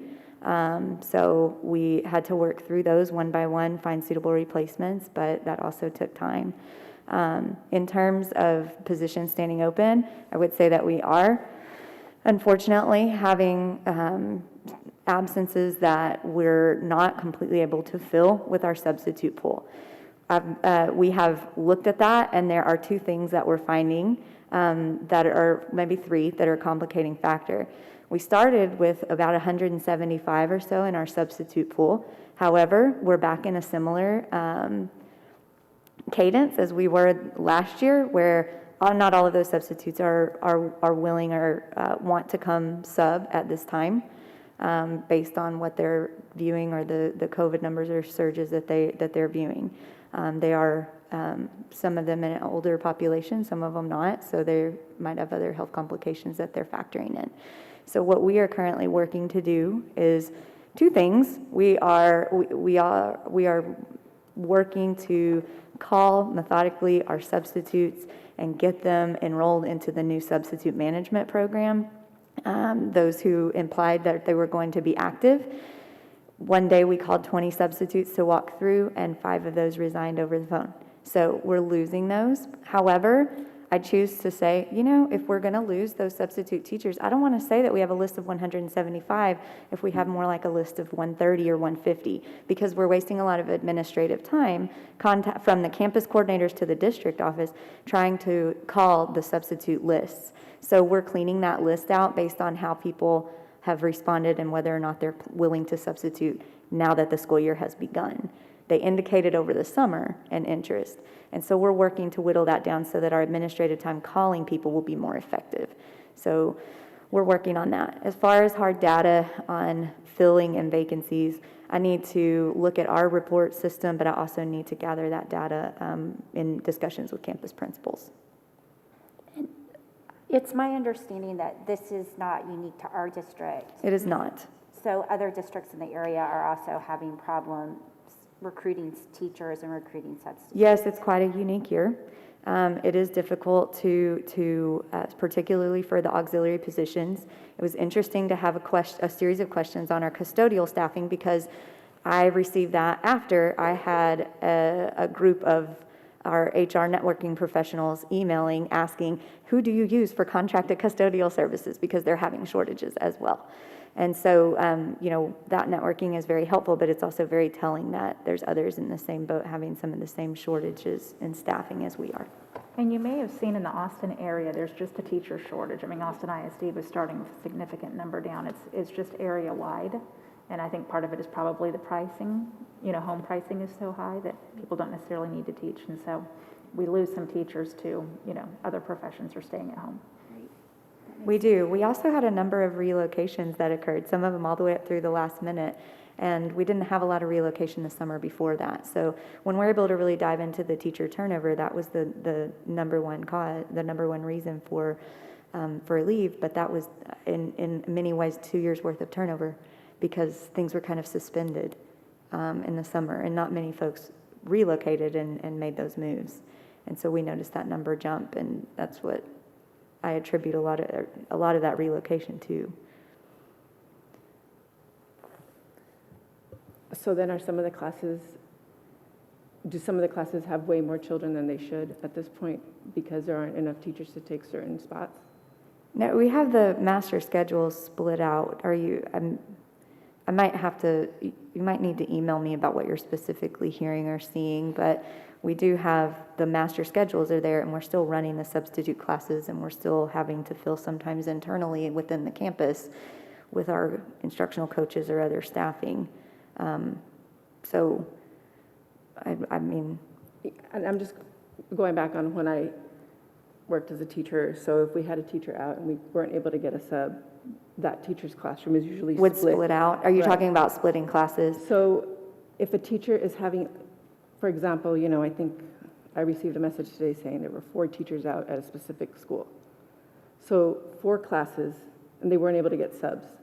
So 4 classes had to be split up, I'm assuming, amongst all the teachers, and if they're gone for 5, 6 days and you can't get a sub, is that what, I guess that's the only answer at this point. I don't right? know whether that, I don't know how frequent that class splitting or increasing is occurring. I would need to make sure that we talk with campuses Yeah, about and that. I'd say there are different ways to do that. I mean, class splitting is one way that campuses It can is. do it. Another way, though, is, like she said, instructional coaches using aides who maybe, using the extra lunch monitors that we've added. So they may do various other staffing things, having office staff subs. So it just depends on, I think, what their available resources are that day, and then how many subs they have overall on the campus.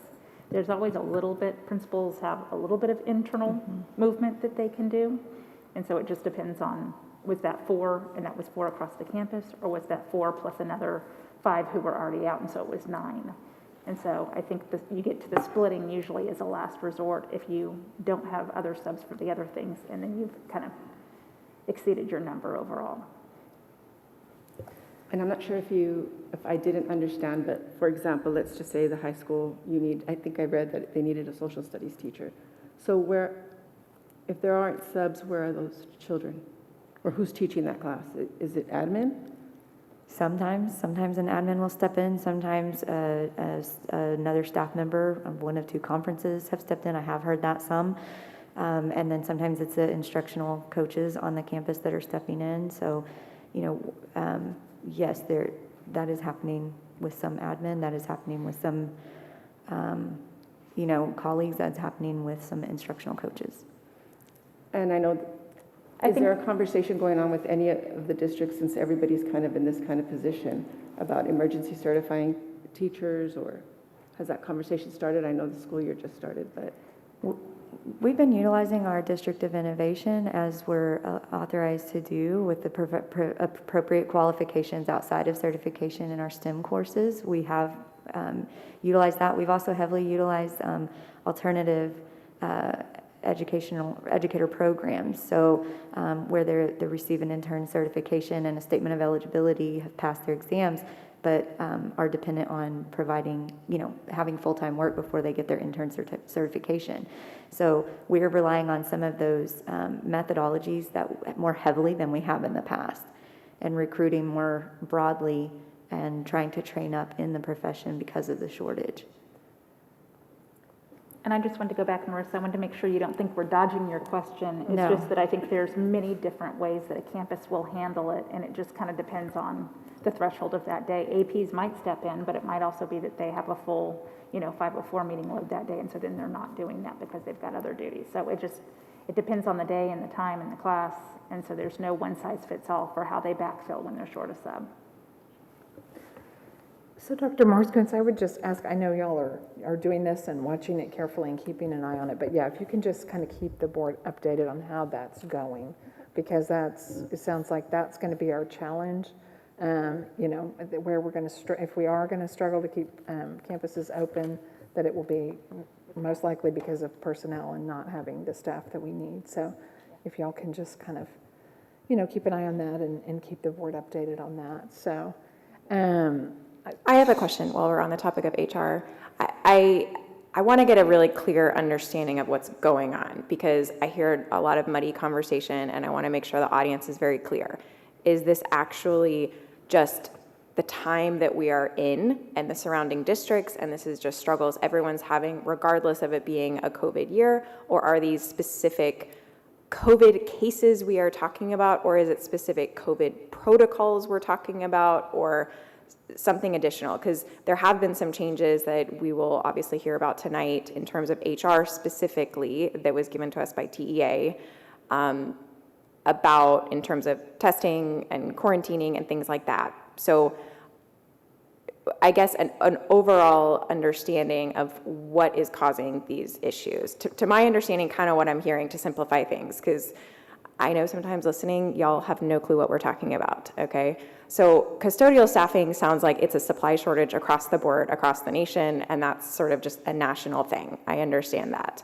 In terms of actual teachers, there's lots of layers to that, and I'm just wondering if you can kind of educate and flesh that out for us, so we have a really good understanding that, it's not like our schools are about to close tomorrow, you know, and we're not spreading unnecessary fear from this unclear conversation right now. Right, so you're wanting a breakdown of the types of absences that we're seeing for the teaching staff? Correct. Okay, so we do have those few positions that have not filled, and so we have, you know, secured. And that's been from the beginning of the school year, Yes. just to clarify? Okay, Yeah, thank you. you know, we're just a few days in. Right. I mean, right, so we're less than a week in. The information that is being discussed in terms of HR and what the reasons for absences in terms of COVID, the majority of any of the absences that are COVID related are not necessarily isolation, like Ms. Day stated yet, mostly because of the fact that the TEA health guidance that came out was at 4 o'clock on Thursday. So there really haven't been the time for that implementation to gather any of that data or for those absences in great number to occur. So, you know, we have the typical illnesses, we have the open vacancies, and then we have some discretionary leave. We have some folks who've requested, you know, leave because they need to go do family things. You know, it's a variety of reasons. I do have a way to try to be able to pull that data, not to identify any employees, of course, but just to say, you know, these are the X number of reasons for asking for a substitute teacher. So we can pull that from the system and we can give a better report of that perhaps next week or supplement the HR report. But it is for a variety of reasons, some of them COVID related, some of them not related to COVID, some of them related to the vacancies. But we do have a number of other illnesses that are going on at the same time. We do have a number of need for discretionary leave that the you know, employees have put in for and the principals have approved. The challenge is that we're not, with the number of vacancies, it's always at a higher, it's always higher on Fridays and Mondays.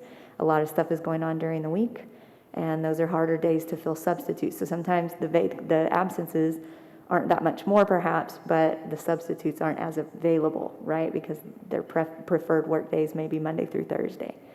So some of it is a challenge in terms of the number of substitute teachers we have available and willing to work the jobs as well. Mm-hmm. Thank you for that. Yes, ma'am. And so an overall call for more substitute teachers, is that what we're asking for?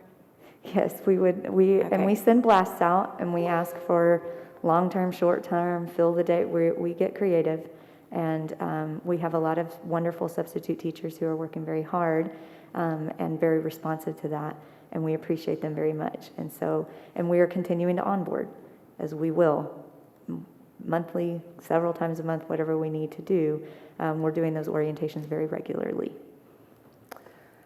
Okay, so Shannon, I know that you have a question, so I'm going to get to you next. What I am going to ask to just try to keep us on track, if anyone else has questions related to HR report, let's go ahead and ask those so Tiffany can conclude. And then I see Clint has joined us, so we're going to go back. After we finish with HR questions, we'll go back to Clint on construction report. Shannon, what's the topic of what do you have questions about? Oh, I have multiple. Okay.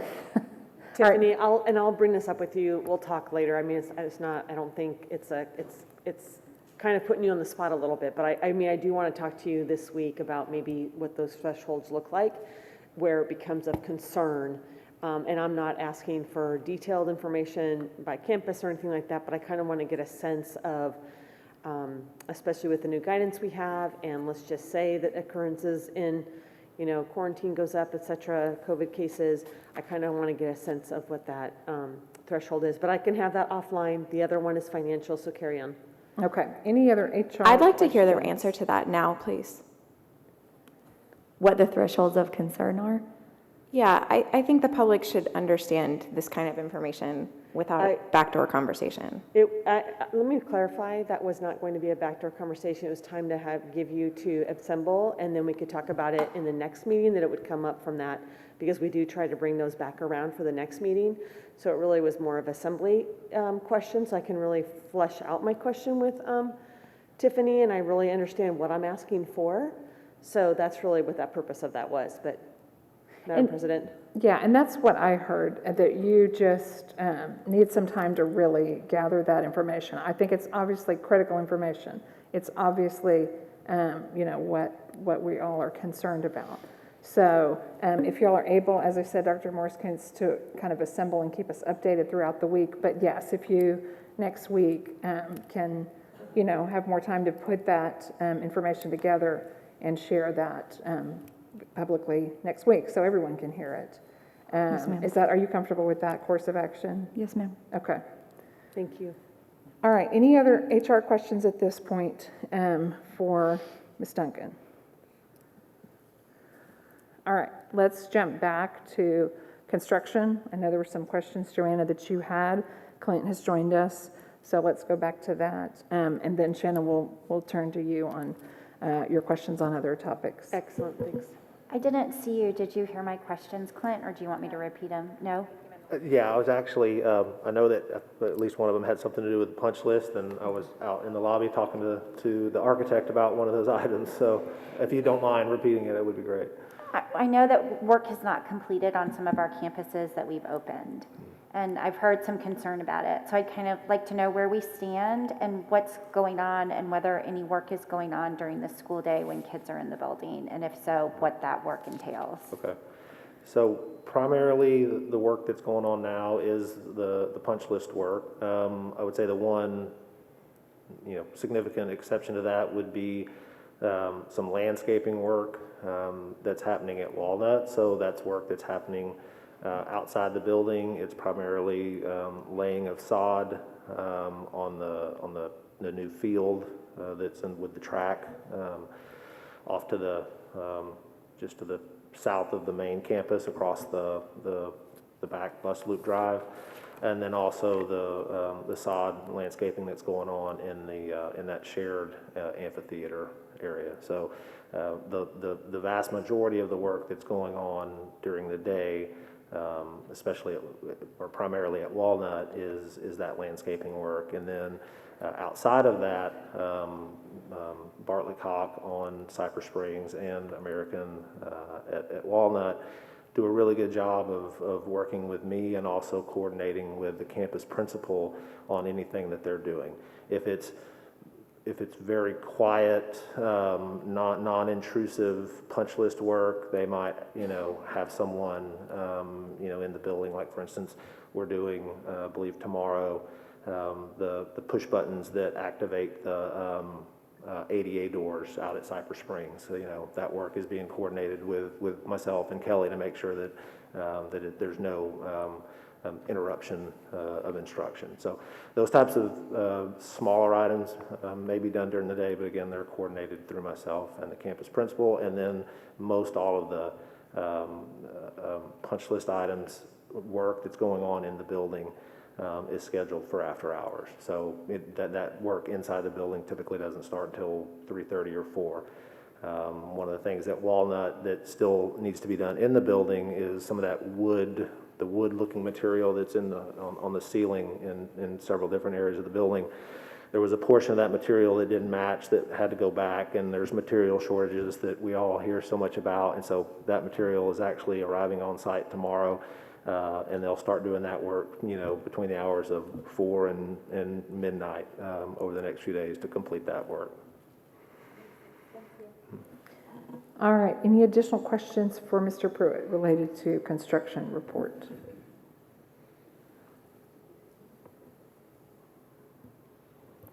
Is there an estimated time of completion? Like when it's all going to be done? Yeah, so both of those projects, and if you lump you also include the Dripping Springs Middle School project in with Walnut, they're all substantially complete. All of the work being done out at Cypress Springs at this point is punch list work. The majority of the work at Walnut is punch list work. The two primary items that I can think of that would have been, kind of that original scope and not part of the punch list is that wood ceiling material that will be going in over the next few days, and then finishing up that landscape, which almost all of that should be done by this weekend. So there may be a small amount of that would trickle into next week, but I would say, 99% of it will be done by this weekend. All right, additional questions for Mr. Pruitt? Ron, is yours a question for Mr. Pruitt? I didn't know if we should ask here, but I know that there's been a lot of conversation about the traffic flow in front of Walnut Springs and the middle school. I was there for drop-off one morning, but I also know that the building principals made some adjustments. Do we address that here, or is that, you want to talk about that later? Here's good. I mean, I think it relates to construction. Yes, day one, definitely they had a lot of parent pickup, and they were still working through their pickup routines. They made an adjustment mid-routine, which then created a little delay, which added to the time that pickup took, and it was extra long, much longer than they intended and much longer than we would want, and it did run into the middle school, which then added a second delay. They made adjustments day two. That evening they met and had a good planning meeting, made some adjustments for day two. That got better. They made some more tweaks for day three, and since then haven't had any issues. So it was a matter of working through, I think, their pickup timing and just their lines and procedures. And once they got that flow down, they've been able to do pickup at roughly the same time any other campus has been. But the first day it took them almost twice as long, and that caused a significant challenge. All right, anything else for Mr. Pruitt? I just want to comment, I don't live far from there, and I mean, it was amazing the progress that you all made in the couple of days that you did. I know it's never easy to go through that process when a new school is opening, et cetera. We've all seen that in this district. But the emails, pretty much fell off, and I heard lots of comments from even, the neighborhoods that are beyond that were held up so much on Monday, Tuesday, that there was a significant drop. So thank you all for your effort, and I think you were out there in your bare feet. Yes. Holly, so thank you for that, appreciate it, so thank you.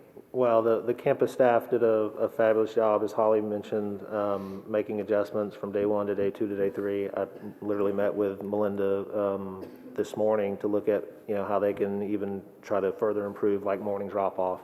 And then along with that, we had a lot of support from Hayes County and the constable's office in Ron Hood, and so we had, a lot of help, which is always needed the first week of school, but even more so with new campuses and a whole new setup, whole new traffic plan, changes to Tiger Lane, traffic signal at 290. So I also would like to definitely recognize the assistance that we had from the local law enforcement to implement some of those improvements. No doubt a collective effort, and also Ron, and I think Joanna and Mary Jane, who jumped out there and helped too, so. Yes. All right, anything else for Mr. Pruitt? All right, thank you so much. We appreciate it. We appreciate you working into the evening with the architect on punch list items as well, so we appreciate it. All right, Shannon, thank you for your patience. I had enough time to process. Larry, you're off the hook. I answered my own question. All right, Stephanie. I have a question about the COVID finance report. Can you just kind of tell me what I'm looking at? Like, what exactly is the throwaway money, the durable? Tech is somewhat self-explanatory, but how exactly is this characterized? And do we have any sub-characterization of this? Like, can we see any more beyond this?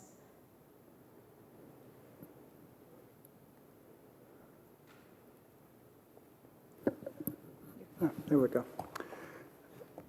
The classifications were set up last year to provide more information about what type of supplies, et cetera, were purchased. And that's where the throwaway, but basically single use or short life, the durable would be things that would be longer lasting, multi-use, et cetera. And the tech was involving things that would assist with the education process. We've got it sorted in this report by campus so that you can see what each campus spent. You'll notice that the middle column is for the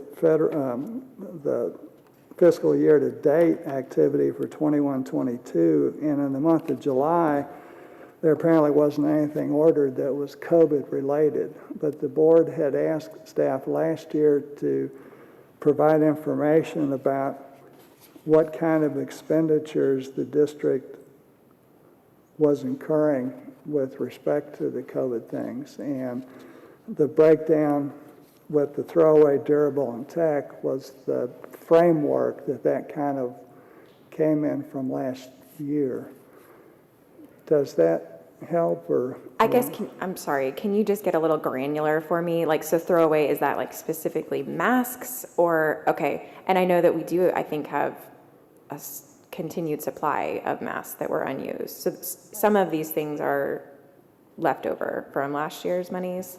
Yeah, I think he's saying it's a summary of kind of end of year report for all of those things through the end of July, through the end of the fiscal year. And so there weren't a whole lot of purchases this summer. People were not necessarily buying more PPE because we had hand sanitizer on hand and a lot of things that we already had from last year ready to go. Right. I guess, is there a way to even guesstimate the financial cost of supplies unutilized last year that we still have going forward through this year? Does that make sense? It does. I'm trying to think of how that might be accomplished because those supplies and everything are all spread out through the campuses, et cetera. And to my knowledge, they're not things that are normally tracked as a fixed asset sort of thing. They're things that are intended to be used, et cetera. So I don't know that we have any kind of central repository of information about how much supply of particular things each campus has. And is there any way to kind of qualify it? Like, we have about 50%, or we have a majority, it wasn't used, or we don't really have much at all. I just kind of want a good qualitative understanding, even if there's anything left over that can be or will be used going through this year. I mean, there is. I know that for sure. We have masks that we have available that we've been handing out to staff, like the N95s and things like that. So I know that there is, as far as knowing, I don't think anyone has done the work to go through and try and figure out how many masks does each nurse have in their office, how many masks do the administrators have ready to hand out at events. Like, that would take some work to try and figure out what everybody has on hand to get some grasp on that. So in terms of just kind of talking line item, like the durable COVID, I mean, say for the superintendent office, was $25,000 just for masks? Or I'm sorry, that's throwaway. So for, say, like Sycamore Springs Elementary, like the 16,000 number, what else is in the throwaway besides just, is that cleaning supplies? Is it, none of this is personnel, correct? Is this, or is that? That is correct. It is not personnel. Okay. But there are things you mentioned, hand sanitizer, those kinds of things are all going to be categorized as throwaway as opposed to durable. The partitions that were purchased that are longer life would be a durable type item. Okay. I mean, I'd be curious if we can kind of talk to our campuses this week even and get even just a general understanding. Hey, we have really plenty of goods to use going forward, or hey, we are in an absolute shortage. We're going to need more expenses next year. Because, correct me if I'm wrong or clarify for me, it's showing that these same funds are carrying through this year. Is that what these 21, 22 numbers are showing? Those are primarily there to provide information about the current year's activities. Those are separate funds. There's not a carryover fund that I'm aware of for that. Those are expenditures out of the general fund. What we had last year and what we are going to have this year will be in that separate column, and those are provided just for comparative information. But I think a lot of the funds piece is for an investment going forward, like dividers or computers or Chromebooks. Those kinds of things all are carry forward. And so we're not looking at any, I'm totally assuming, because I'm not kind of getting the information I guess I was looking for with my question, but I'm assuming we're not looking at a huge additional investment on COVID-related funds this year. Is that safe to assume that we have enough here starting and going forward into this year, or are we still looking at preparing for more additional expenses going forward? I think it's safe to say warehoused. We have masks, hand sanitizer, cleaning supplies, dividers.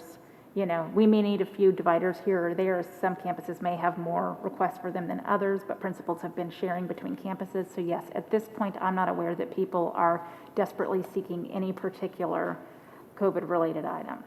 Okay. So But there, really, there perhaps will be some purchases, Chromebooks that will be needed as those get broken or lost or whatever, or we may need to buy some more hotspots for folks that live in places that don't have the kind of service. So I think and that wouldn't be any different from any previous year, though. Correct? Yeah, I think to that's- Larry's point, technology aside, because I mean, technology, certainly you have to buy that every year. It's a subscription fee, those types of things. Zoom, those types of things. But otherwise, yes, as far as like the masking materials, those types of things, that's available. Okay. Okay.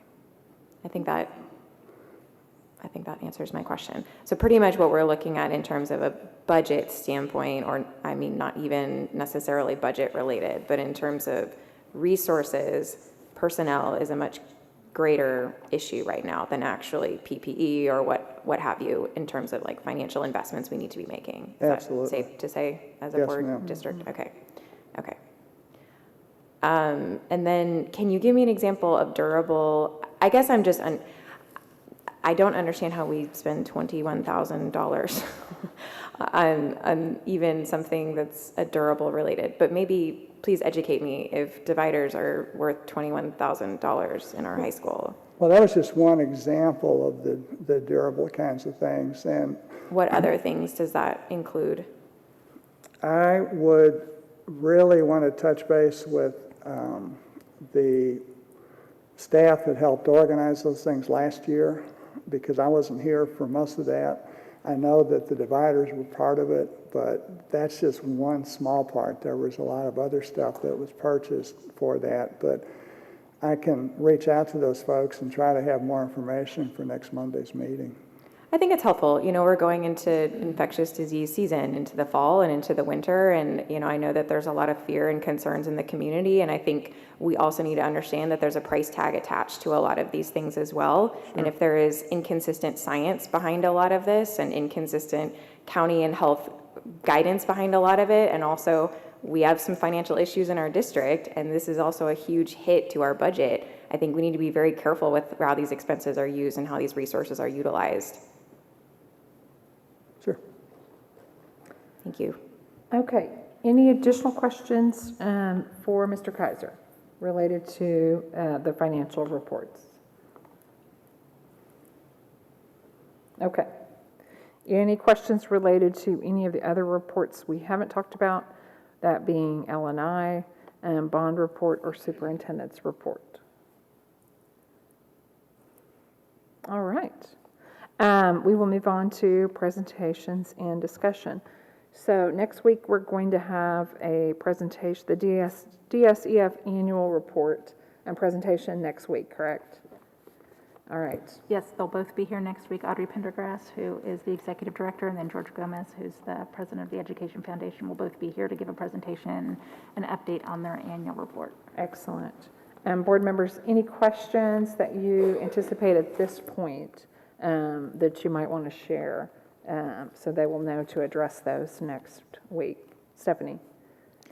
I'd be curious if we can at all stratify this information in terms of COVID related, not COVID related. You know, I know sometimes it's hard to get metrics on a lot of things in terms of our risk and our safety. So just for example, in terms of like safety screeners, did any of that have to do with COVID related things? You know, and then students accessing this actual services, like what does that actually look like? You know, give us actually some education to, is this parent driven? Is it teacher driven? Is it student self-driven? Is it counselor driven? You know, just how that process looks. I think there's a lot of distrust in our community right now about this kind of service, and I am a mental health professional. I'm very pro mental health services, but I think we all need a good understanding of what this actually looks like, you know, in terms of in practice, in addition to all of the numbers and things as well. Okay, so if y'all can encapsulate those questions and pass those along, that would be great. Anything else related to the Ed Foundation report? All right. Next is COVID protocols. And so, Dr. Morskins, if you could address that, and I think the one thing that I think the board would definitely like to hear about is kind of what guidance TEA came out with late Thursday, what that looks like, and what y'all are doing to address that. So Thursday, Tiffany alluded to it earlier, there was a call with TEA. It was an unexpected call, so an off-cycle call for superintendents to meet with TEA. We happened to have a meeting scheduled, and so we hopped onto that call. They provided some new public health guidance. The new piece for us that we were not anticipating in that meeting that was interesting was there's a new requirement for staff who are considered a close contact. So when a staff member is considered a close contact, they're recommending now that they quarantine, which previously before, and even in their current guidance, they say schools are not required to contact trace, but staff who are close contacts, which would require contact tracing, are required to quarantine or recommended to quarantine. They don't say required. And then they added, though, for staff who return to work, because they're saying, I guess, that they can return to work, that they have to test every other day. So this was an interesting piece for us because we don't have in-district COVID testing or a way to test staff every day. So the Texas Department of Emergency Management actually was offering public schools rapid tests. And at the time, our nurses were not interested in administering rapid tests. That's another big duty to put on them. But because this came out, we went ahead and got online. Interestingly, the rapid test application closed that same day. So we're getting this TEA guidance late in the afternoon, and it's the same day that rapid tests are closed. So we didn't get any time to process it and decide how do we want to proceed. We just basically had to proceed. So we have ordered rapid tests from TDEM and have those now coming to us. We actually got their first piece of communication to us today telling us that we are approved on the list for the test. And then they have a whole set of procedures that we will need to go through, training that we will need to go through, and we have some decisions to make about how we administer those tests, about what that process will look like. So we'll have to think about, do we have that happen at every campus as a part of the nurses' duties? Do we do that at some central locations and have some hubs where people get tested? What will the hours be like for that? And so we've got some procedures to work through to figure out how to do that.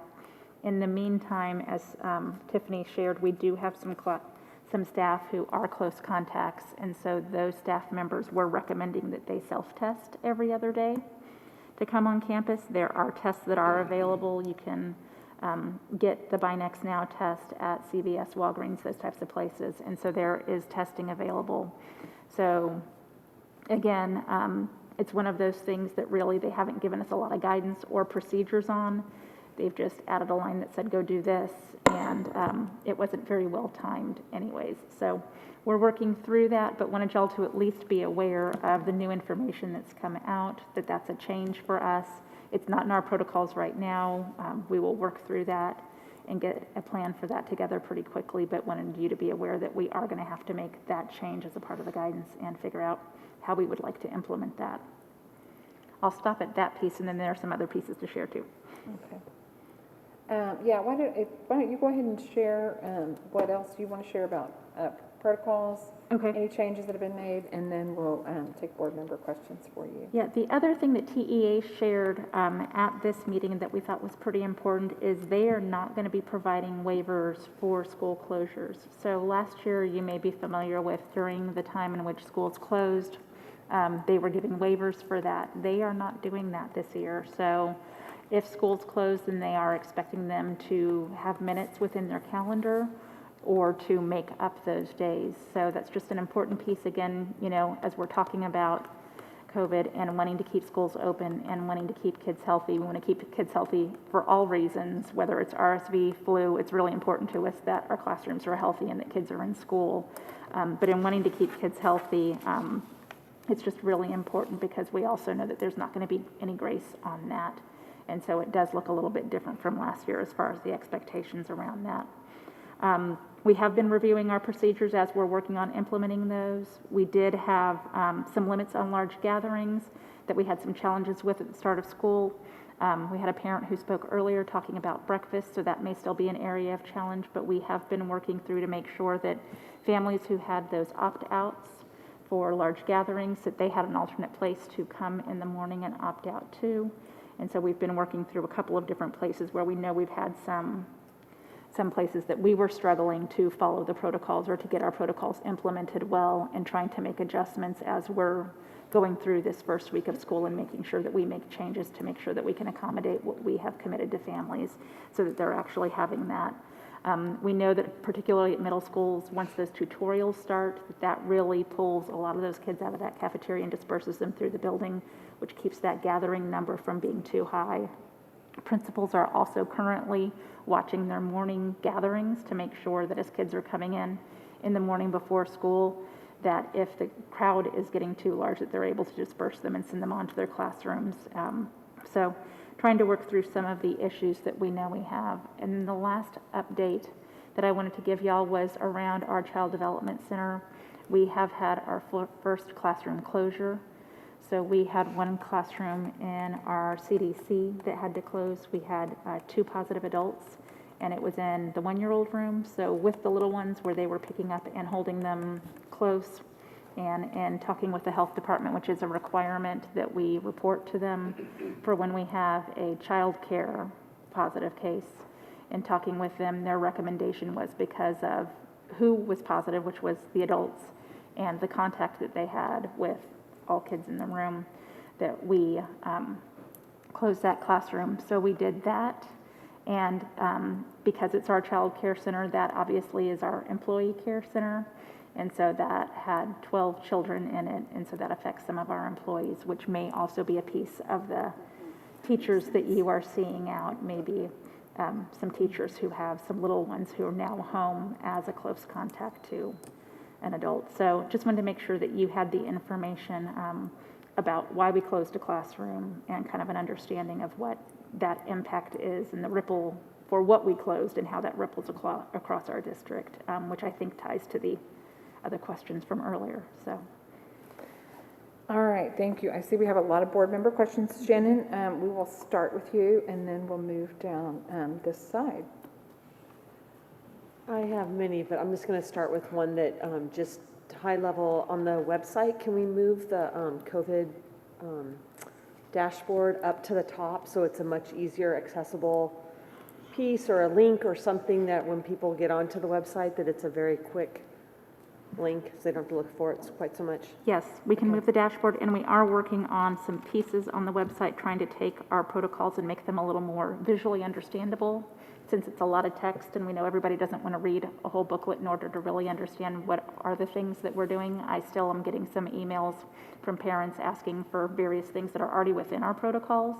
And so we are also trying to update our protocol page to be a little bit more visual to help families, kind of get a quick understanding of some of the things that we do currently have in place. And then will you have the information related to, gosh darn it, the TEA guidance? You said you were working on the protocol, adding the protocols. Sorry, I lost my train of thought for a moment. Will that be updated, do you think, by next week, do you think? Theoretically. Theoretically, yes. Okay. There's some training. TDM actually has training that we have to go through. So part of us being able to know what are we going to do means first we have to go through a training and figure out what are they going to require us to do. Is there a cost to that? No. Okay, we just have to get through the training, and then who do you have in mind to go through that training? Well, we're going to have to do that at the admin level and go through the training probably with Tisha, who's over health, and kind of Karen's office and L&I, and make sure first that we have an understanding of what it is so that then we can figure out at what staff level does that happen. It doesn't say that it has to be a healthcare provider, but that may be where the best expertise is. There's also some requirements for the way that we have to store the tests. So there's a whole list of requirements that we need to study and work our way through. Okay, so it can be done. We just down. Yeah, theoretically by next week, our goal is to do it as fast as possible, obviously, because we want to get into compliance, but also we are not actually sure when the tests are arriving to us yet. So Okay, that was there another may be, question I there may had. be a gift of time in that we don't have any tests yet, which will mean that staff, if they want to return, will have to continue to self-test. And can you just remind me of the current protocol with regards to the quarantine when when the classroom closes, when, for instance, on the CDC, when can that then reopen? And I So that think you depends probably on the sent health that out, but I'm department. It's- asking for it in public session just so that we know. It's 7 days after testing 5, after day 5. One more time? Citing that correctly, 7 days, they can return after day 7, but they have to test to return after day 7, after day 5. Otherwise, it's 10 days. Okay. Thank you. Yeah. All right, Stephanie. So I just want to clarify a big point in all of this. These are recommendations, correct? Yes, they are recommendations. These are recommendations. And even the decision to close the CDC classroom was a recommendation. Yes, the health department recommended it, yes. Okay, so everything we're talking about with personnel, everything we're talking about even in the future with students, everything we're talking about in terms of classroom closing, ultimately this is your decision, correct? Well, sure. It's TEA's guidance and it's the health department's guidance. And so they're going to recommend to us what they think we should do. And yes, we are choosing to follow their guidance. Okay. In terms of the close contacts for the staff, the need to quarantine, is there ever at any moment in time that they need a conversation with a doctor, a visit with a doctor? Yeah, I mean, our recommendation is always going to be that they follow up with a doctor. I mean, that's certainly not, we're not weighing into that where we can help that. I mean, we'd prefer not to do the testing as well, but we're in that boat. Because of their recommendation? Because of their recommendation, yes. Okay. Was vaccination status a factor at all in terms of like the having to test every other day? Well, that's a question that we've asked for clarification on what their recommended guidance is. So our current protocol says what the CDC says. CDC says that if you are a vaccinated individual, you are not considered a close contact. TEA's guidance doesn't say the same thing. TEA's guidance says if a staff member has been in contact, then they should stay home or test. And so we're trying to ask, is that the same close contact definition that the CDC uses, or is that there a different close contact definition? Because technically, if you were vaccinated, you're not a close contact. Does that make sense? I understand what they're saying. It makes zero saying, sense to me personally, but I understand what you are describing and what I have read myself. In terms of the no waivers, what you're saying is that there's no funding kind of buffering that? Okay. There's no attendance credit, yes. So we will Okay. lose a day of attendance, which means we will have to make up the days, or we will have to have the days banked within our calendar for the minutes in order to accomplish that. And then whatever we don't have banked, we will have to make up and add to the end of the school year. Okay. So I just want to connect 2 points that were also made tonight, that the issue with school closure is most likely going to be personnel and not actually illness. And that we're also saying that these were recommendations from the TEA, not necessarily bylaws, rules, laws. As far as school closure, I mean, the point that we get to school closure, typically schools are closing because they're not able to staff the classrooms because they don't Correct, have but the- what we're discussing as of right here and now, not a future fear, right here and now, these are not because of infections, it's because of personnel issues from lots of different factors that we discussed in the HR report, right? Yes, yes. That is related to early year vacancies, that is related to Right. teachers taking personal leave. There's a whole The host of... CDC closing and those people's parents not being able to go to work now, Right. yes, okay, all right.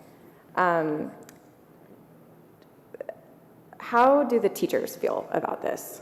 I want to make, we have as a public an ability to be able to cite our opinions. I think people are very opinionated on this issue, and I love that. I don't feel like right now our teachers have that same freedom. And so I would like there to be some kind of way to get some teachers' feedback in terms of, especially if we're going to have to make some action items next week. I would love to know where the teachers stand. Are they going to be irritated having to test every other day? Are they not going to want to close quarantine? Do they really want to close quarantine? I mean, I'd like a general understanding of how our teachers feel about all of this. Okay. I guess, Dr. Morskins, I guess the best way to answer that, and you let me know if it answers your question or not, it may not. Why don't you start with what ways now do the teachers have to give feedback in general? Well, And then I guess then the follow-up would be, you know, have we done anything or do we intend to do anything to specifically survey related to these issues? So I guess. Well, and I was actually thinking survey may not be the way we may want to do it. We may want to work through, figure out what our recommended procedures would be, and then have our nurse or principal talk with the staff, talk through what that process looks like, what that test looks like. Because giving them a survey and saying, do you want to test, when they don't really understand and don't have a description of that, it may take some. I was trying to think about how do we educate them to understand what it is before we just say, do you want to test? And so I don't know at this point if they're nasal swabs, if they're mouth swabs. And so I think we've got some more information. I mean, I think those would be two different thoughts from staff potentially. And so we'd probably want to educate them in order to be able to help them then kind of weigh into what their thoughts are around that and get some feedback. Okay, can you go just more general to start with? What ways do our teachers have and utilize now to give feedback about their working conditions, just in general? Kind of maybe start there, and Tiffany, you may want to weigh in on that. How generally did they communicate? Because then, yeah, that's, I think the next question is, do we need to talk about whether putting additional options in place around these issues? Does that make sense? I mean, I would say it's probably typically, I mean, and I haven't been here long enough maybe to speak to this, but my guess is typically on a campus you have team meetings, you have department meetings at secondary, you have faculty meetings, and so there's a whole host of ways in which the administrative team meets with staff and has conversations with them about various things that are being implemented and gets feedback on an ongoing basis and makes adjustments, whether that's, I mean, the example of us being at Walnut the other day and the teaching team was helping to give, as they were the people helping roll out what that looked like, then they were giving feedback into how do we change this process. And so that's typically a collaborative conversation that's happening between administration and staff on a regular basis to get feedback and make adjustments throughout the school year on a host of things. Okay. Stephanie, I'm going to turn back to you and help make sure that administration understands what you're asking. Are you asking for additional feedback options around specific protocols, or if you could just kind of expand on that? I think there are probably likely, I mean, I'm guessing, a lot of teachers afraid to voice any sort of stance or opinion on these particular issues. I feel like we as community members, we have the luxury of freedom to be able to voice those concerns, and I feel like teachers are scared of their jobs, they're scared of this, you know, and I think it probably should be maybe an anonymous survey or some way to give some, just a voice to teachers and just kind of see how they feel about everything. I mean, are they terrified to go to work every day? Probably some are right now. Are they absolutely not and they're loving their kids this year? Maybe. We just don't know, and I would love to know that as a board member. How are our teachers kind of feeling about this? I'm hearing from community members, but there's a reason I don't hear from teachers, and I can only assume it's some kind of cultural issue, that there's some fear playing into that they are maybe afraid to speak up on this issue. I'm guessing a lot, and I could be totally wrong, but I would love some avenue for there to be some open ways of communication around this. Okay, so yeah, if y'all can reflect on that and follow up on ideas that we can hear about, that would be great. I guess my last question is a little just more of an existential question, and I know there's no great answer for this, but when does this end? I know getting a vaccine for children is kind of a big milestone that we're, I think, as administration kind of looking forward to, but as many community members have stated, this is not going away. We've had flu for hundreds of years. We will have infectious disease for thousands and thousands more years. This will continue, and I think anything that we're considering looking at we need to make really, really, really careful consideration that these potentially can be permanent and slippery slope kind of decisions that we may never come back from. And so I think we all really need to honestly ask ourselves that question, like, when does this end? And I frankly don't think it should be up to us to ask that. I think it should be up to individual parents and teachers and faculty and individuals to make that own decision for themselves. Okay, thank you. And that is, I want to make sure I'm understanding, is that more of a comment and not so much a question for Dr. Well, I'd love a Morrison? question. I mean, I'd love there to be an actual metric. We screamed for it all last year in terms of lifting protocols, and then, it was incredibly a frustrating year for me because as a mental health professional, I can tell you what I saw. You know what? I saw a very high-profile patient in another state, not actually this state, and this family gave me the permission to share this story, and I will share this story. This patient was high level in a public school and committed suicide because his position was affected dramatically by COVID protocols in the area in which he lived and worked. And because he basically couldn't function in the job that he was trained to do, in the job that he loved so much, that he chose to commit suicide. And we've had suicide in our own district that I'd like to remind everybody of, and we've had actual death of many mental health issues in this area. I've worked in large urban hospitals, and guess what? You know what happens to mental health patients, y'all, in an ER? They go in a hallway. So this overflow everyone's talking about, this is not new. This is not new. Sorry, I'm going to have to ask Many our audience hospitals that members are not to overrun, we comment. forget about mental health. That's the only point I'm making, is we have forgotten about mental health. And it is a very real problem that causes death and destruction in people's lives. That's all I'm saying. There are two sides to this story, okay? Okay, Mary Jane, questions for Dr. Morris-Kentz? Yes, I just wanted to go back to your TEA conversation. It's kind of stunning to me that they, after the school year starts, that they would do this at 4 p.m. on a Thursday. But you said that they hadn't provided helpful guidance, that you're still waiting for kind of follow-up discussions. And if I understand correctly, if a teacher is considered a close contact but has no symptoms, they could immediately still work as long as they're testing every other day? That is the guidance, the way I read it right now. It's one line, so you get one sentence, and, then there's the squishy question of what's close contact. And yes, it is assuming that they do not have any symptoms. Obviously, if they're symptomatic, then they're suspected COVID and would need to go and get tested if they've been exposed and then are experiencing symptoms. So I think that would be a different case for sure. All right, Joanna. I guess I just want to clarify, because I think maybe you misspoke, Holly. I'm looking at the TEA guidance, and it's my reading, and it's a question that we really need to ask legal counsel. But my reading of it is that rapid testing must be performed if a staff member meets the close contact threshold. Right, and the question is, what's a close contact? Because CDC Okay, says if you're vaccinated, you're not a close contact. And we asked TEA, and they haven't responded yet.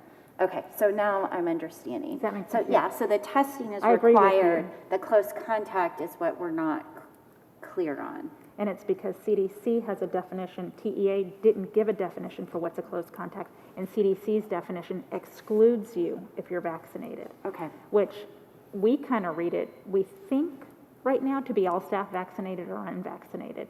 So we're taking a broad reading of it, but we don't know that for sure, and actually asked TEA for clarification on that and have not heard back.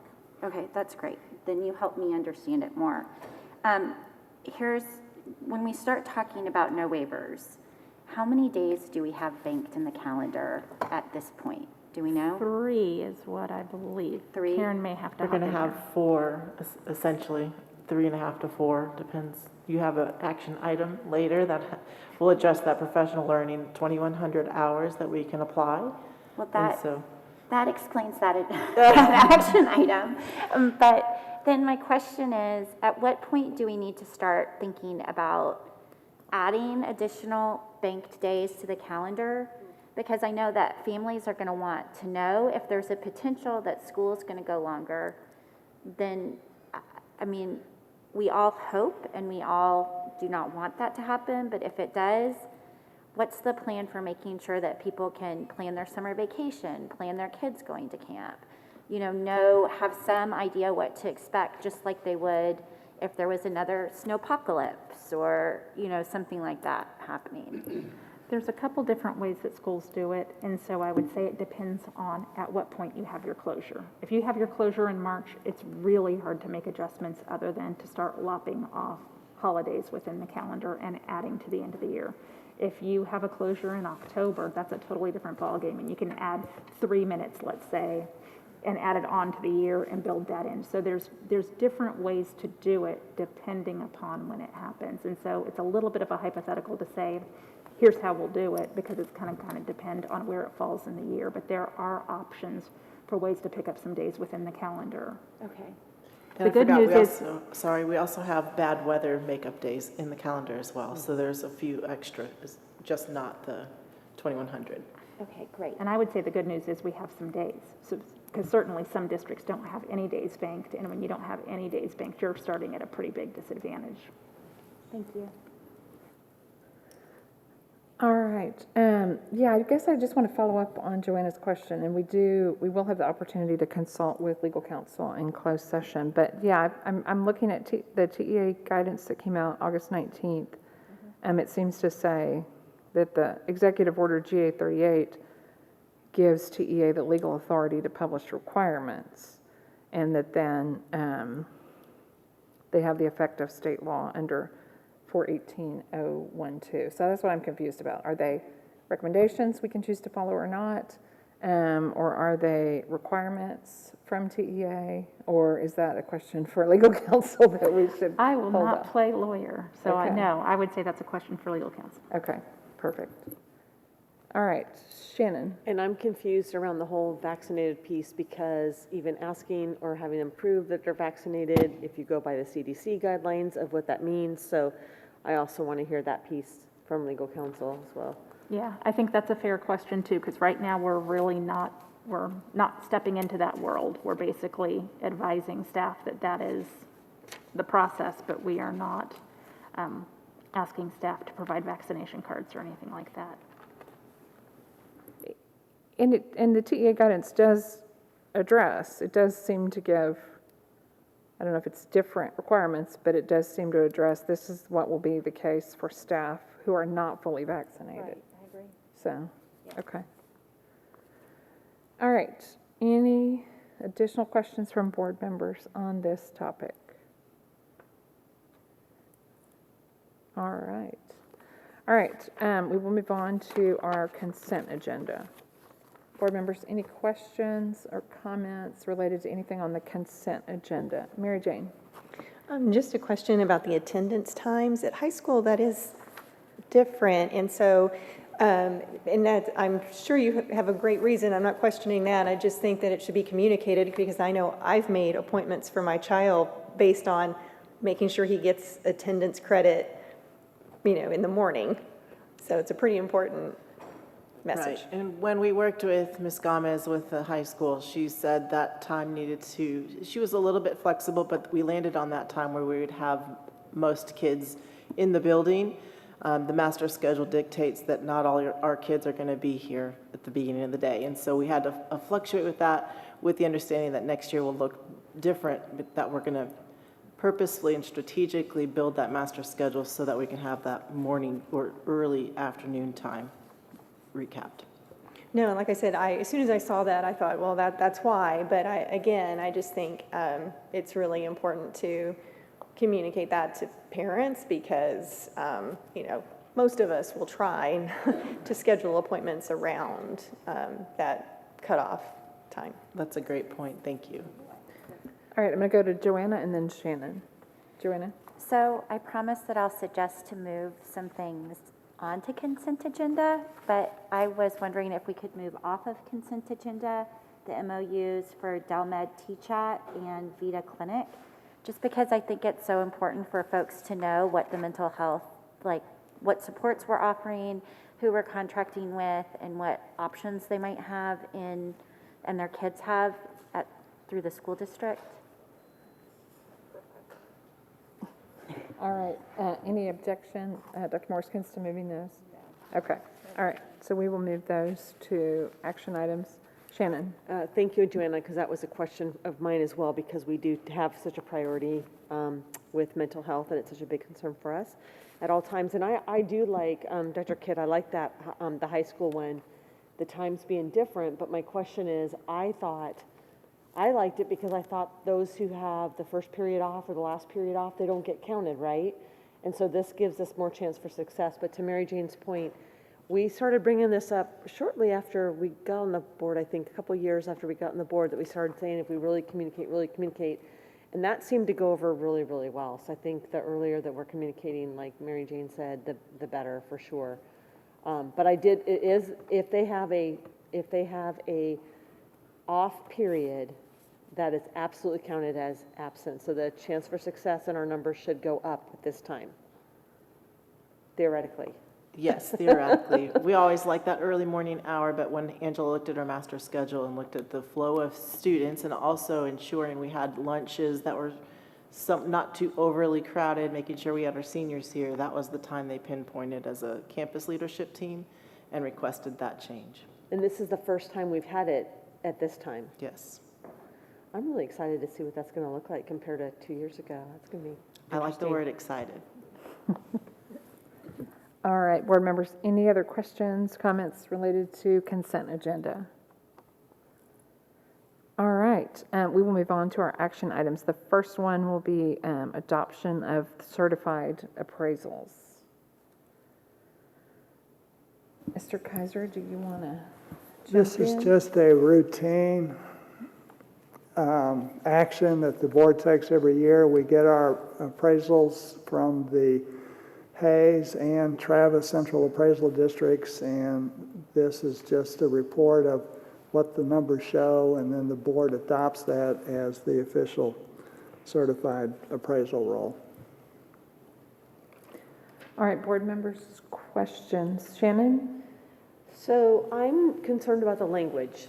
So the motion language, for some reason, I absolutely could be wrong, but I thought that motion language needed to be more specific, or is that when we actually do the tax rate?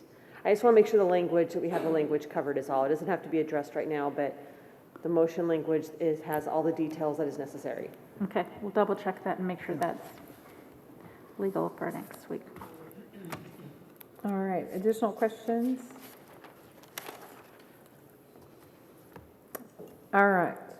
Our next action item for next week will be consideration approval of agreement for the purchase of attendance credits from the state in order to satisfy excess local revenue requirements, formerly known as Chapter 41.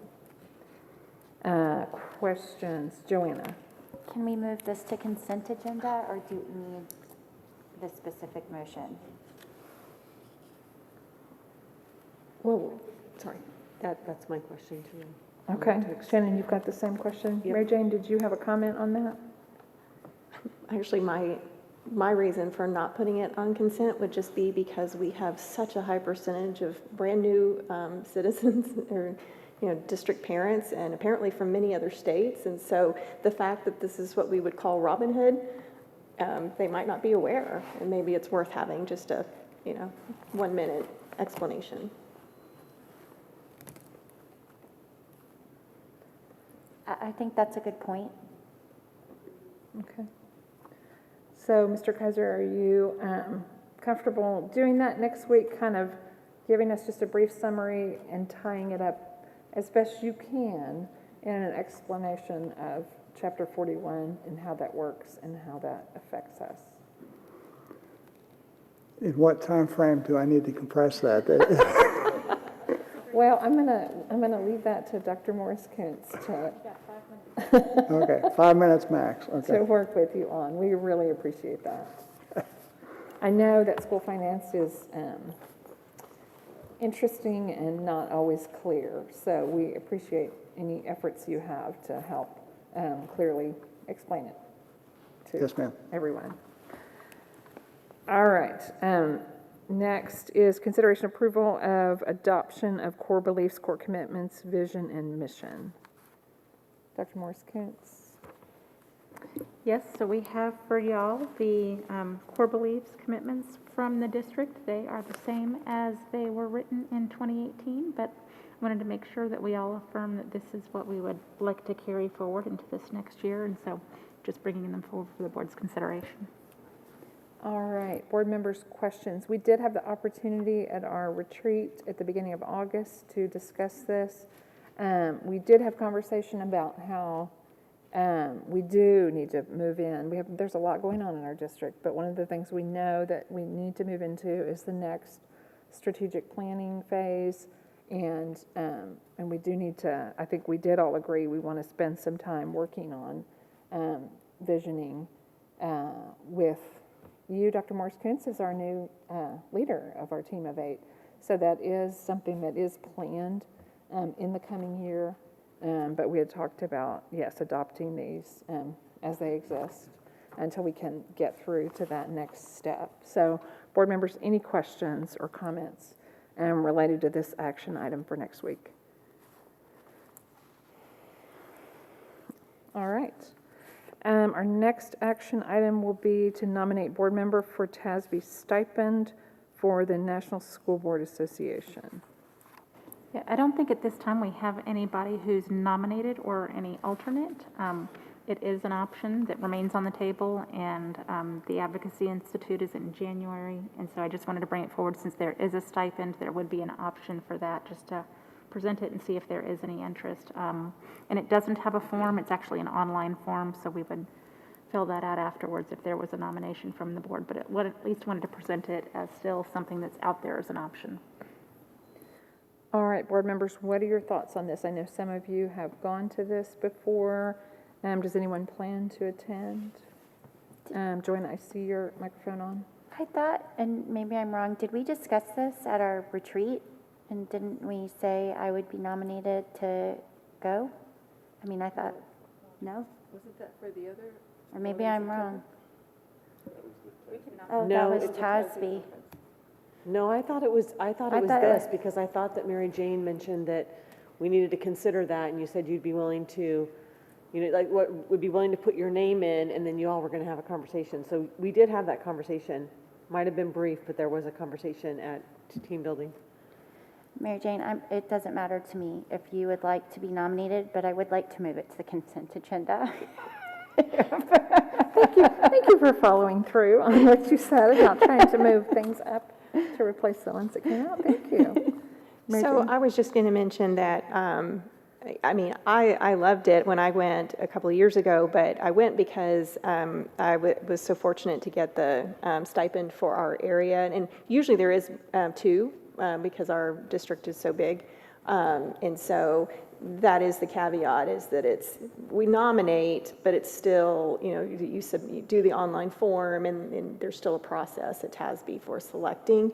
But I wouldn't put myself in because I've already had the benefit of doing it once before.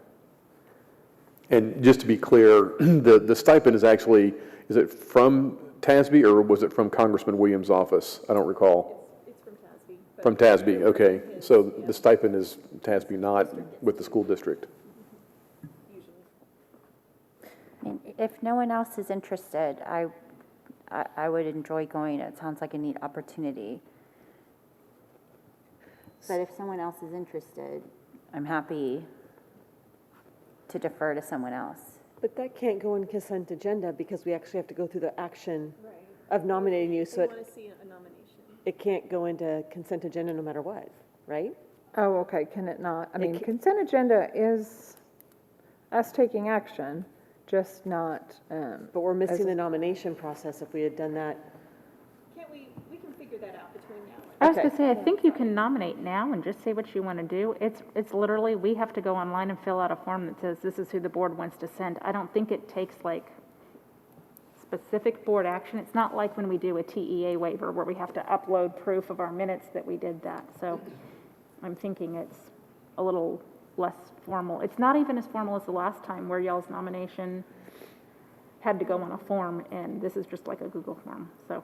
So it can be more a matter of people, of you saying you're interested and we saying, Carrie, you know, that would be fine with us or whatever, because we can't take action. I just want to be clear that if we put it on consent agenda, that we followed what we need to follow. And I'm all for putting as much on consent agenda as possible. Okay, so what I'm hearing is that, Joanna, you are interested in attending the National School Board Association Conference in January. So yes, that if you would like to be nominated, and that Holly, you will just follow up as to whether, just confirm whether it requires specific board action, and if it does require specific board action, whether having it in the consent agenda will qualify or not. And if it does not qualify, then it'll stay right here on our action items. And may I ask, is there an alternate? Or is it just the delegate? That would be alternate if no one else wants to. Okay. Okay. I'll confirm that this conversation is the board's nomination and that it can go on consent. I wouldn't say that this is our nomination, because Okay. if action's required, we're not taking any tonight, so. Well, that's what I'm saying, and so it would go on consent, and by knowing who we're filling into the Yes. slots, that Yes. through consent, that would be Yes. effective. If that's permissible, but if Okay, not, I'll then check. we'll just leave it on, because we got a long list anyway, so what's one more? Okay. Next is consideration approval of campus improvement plans. Yes. Dr. Kidd. Hello. So you have received the campus improvement plans for every campus using our new software program, Plan for Learning. I don't know if you have any questions regarding the specific plans, but the concept evolves around the district improvement plan, which you approved last month. And the campuses take those 5 goals and they incorporate them into their campus needs assessments to establish how they're going to meet those goals with a specific autonomy at their campus based on their needs. And so what you're seeing before you are those compiled improvement plans. All right, board members' questions. Joanna? They look awesome.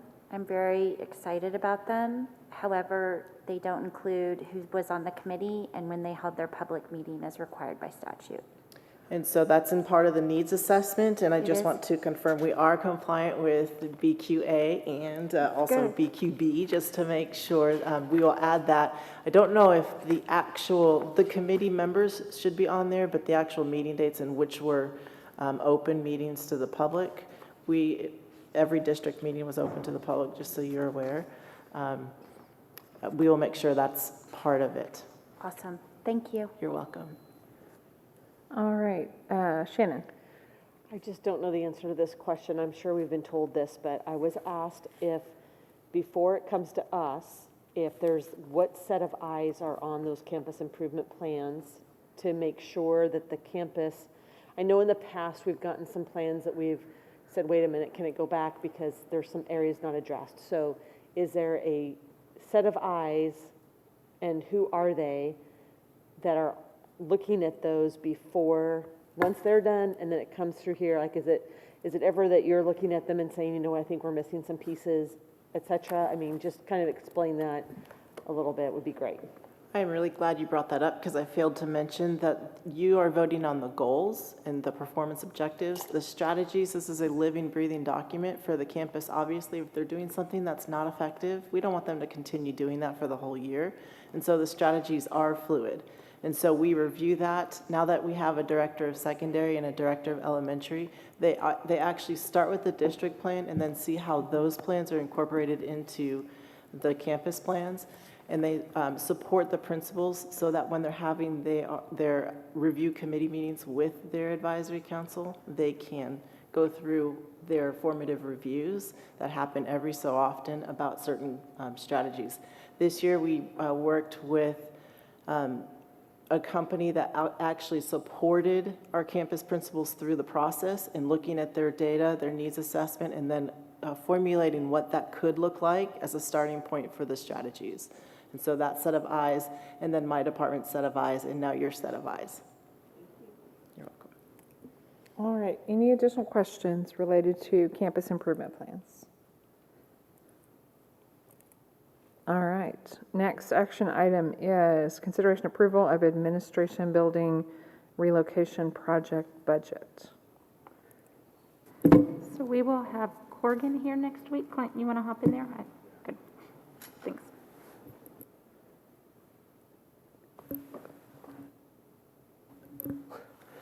Yes, and we have Corgan here tonight. We have Aaron Ortwine and Douglas Caney, and they're prepared to give a brief update on this. If you want to go ahead and hear it tonight, I was just going to briefly kind of go back. It's been March of this year when we last kind of discussed this in detail. We were also discussing in great detail attendance zoning about that time. So, at that time, we presented a schematic design update, or Corgan presented a schematic design update and some preliminary cost estimates on the admin relocation project at the same meeting on the 22nd. We also heard from the Bond Advisory Committee chairperson, who we had also discussed this item with, and so. Over the last several months, Corgan's had the opportunity with Holly being on board now to come in and meet with Holly on several occasions and kind of allow her to wrap her arms around this project and get her thoughts as the superintendent. And so that's been something that's been certainly advantageous to utilize that time to continue to kind of tweak that schematic design.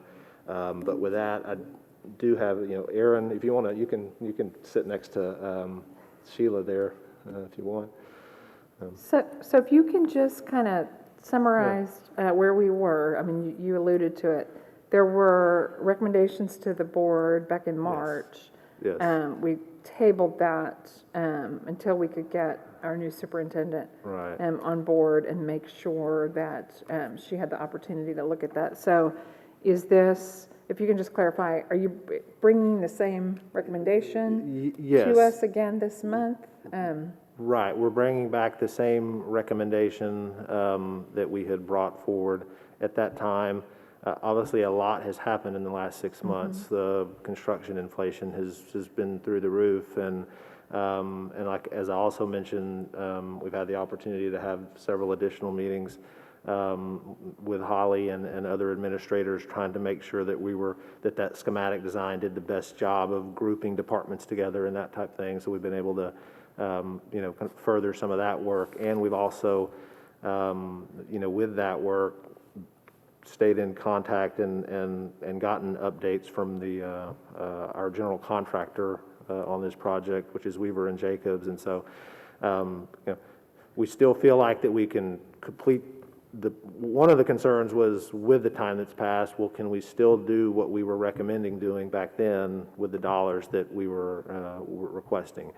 And we have, gotten clarification, gotten feedback through working with the general contractor that we can still, if that recommendation was to go through, we can still accomplish that goal within those parameters.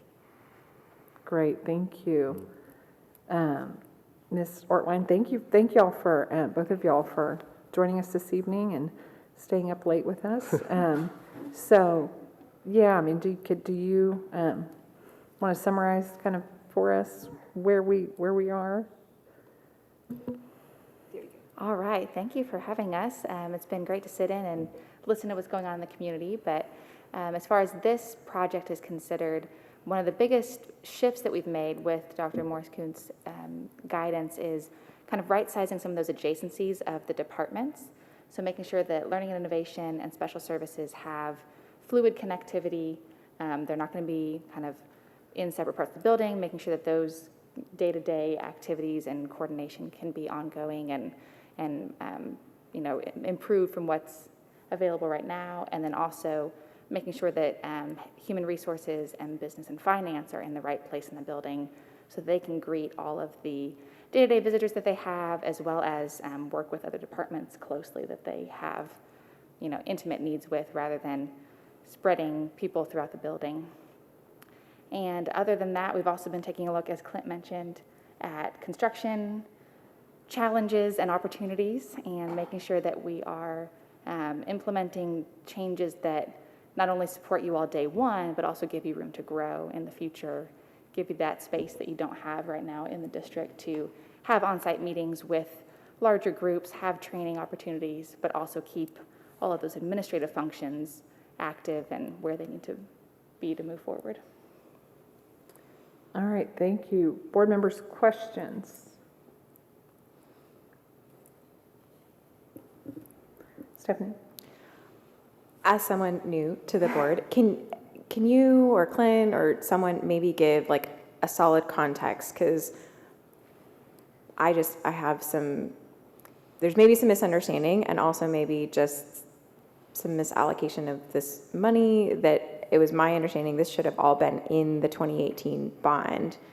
And so I don't know if we can just give like a very brief kind of history of what happened. Sure, and I think we put together a document that may have been attached last time that we can, that was, obviously before you were on the board, we can send that out again. It just does a good job of kind of laying out the history going back to 2018 bond planning to now. And so during the long-range facility planning process, prior to the 2018 bond, when we were putting together, and I say we, when the committee was putting together the list of all of the needs for the district, during long-range planning, the project was estimated at around $10 million. And at the same time, looking at all the other needs, we had an estimated bonding capacity at that time of $132 million. So when the long-range facility planning committee got through, got to the end of their work, there was significantly more than $132 million worth of needs that had been identified. And so one of the areas that was cut as you transitioned from long-range facility planning through the steering committee process, in order to get within that $132 million bonding capacity, the administration building project was cut, was reduced over a series of the steering committee meetings, from that $10 million amount down to the $4.1 million that was ultimately included in the 2018 bond. Does that answer So I your guess what I question? hear is that the money got reallocated to other parts of the bond and that we never really got the full amount that was needed for this project to begin with.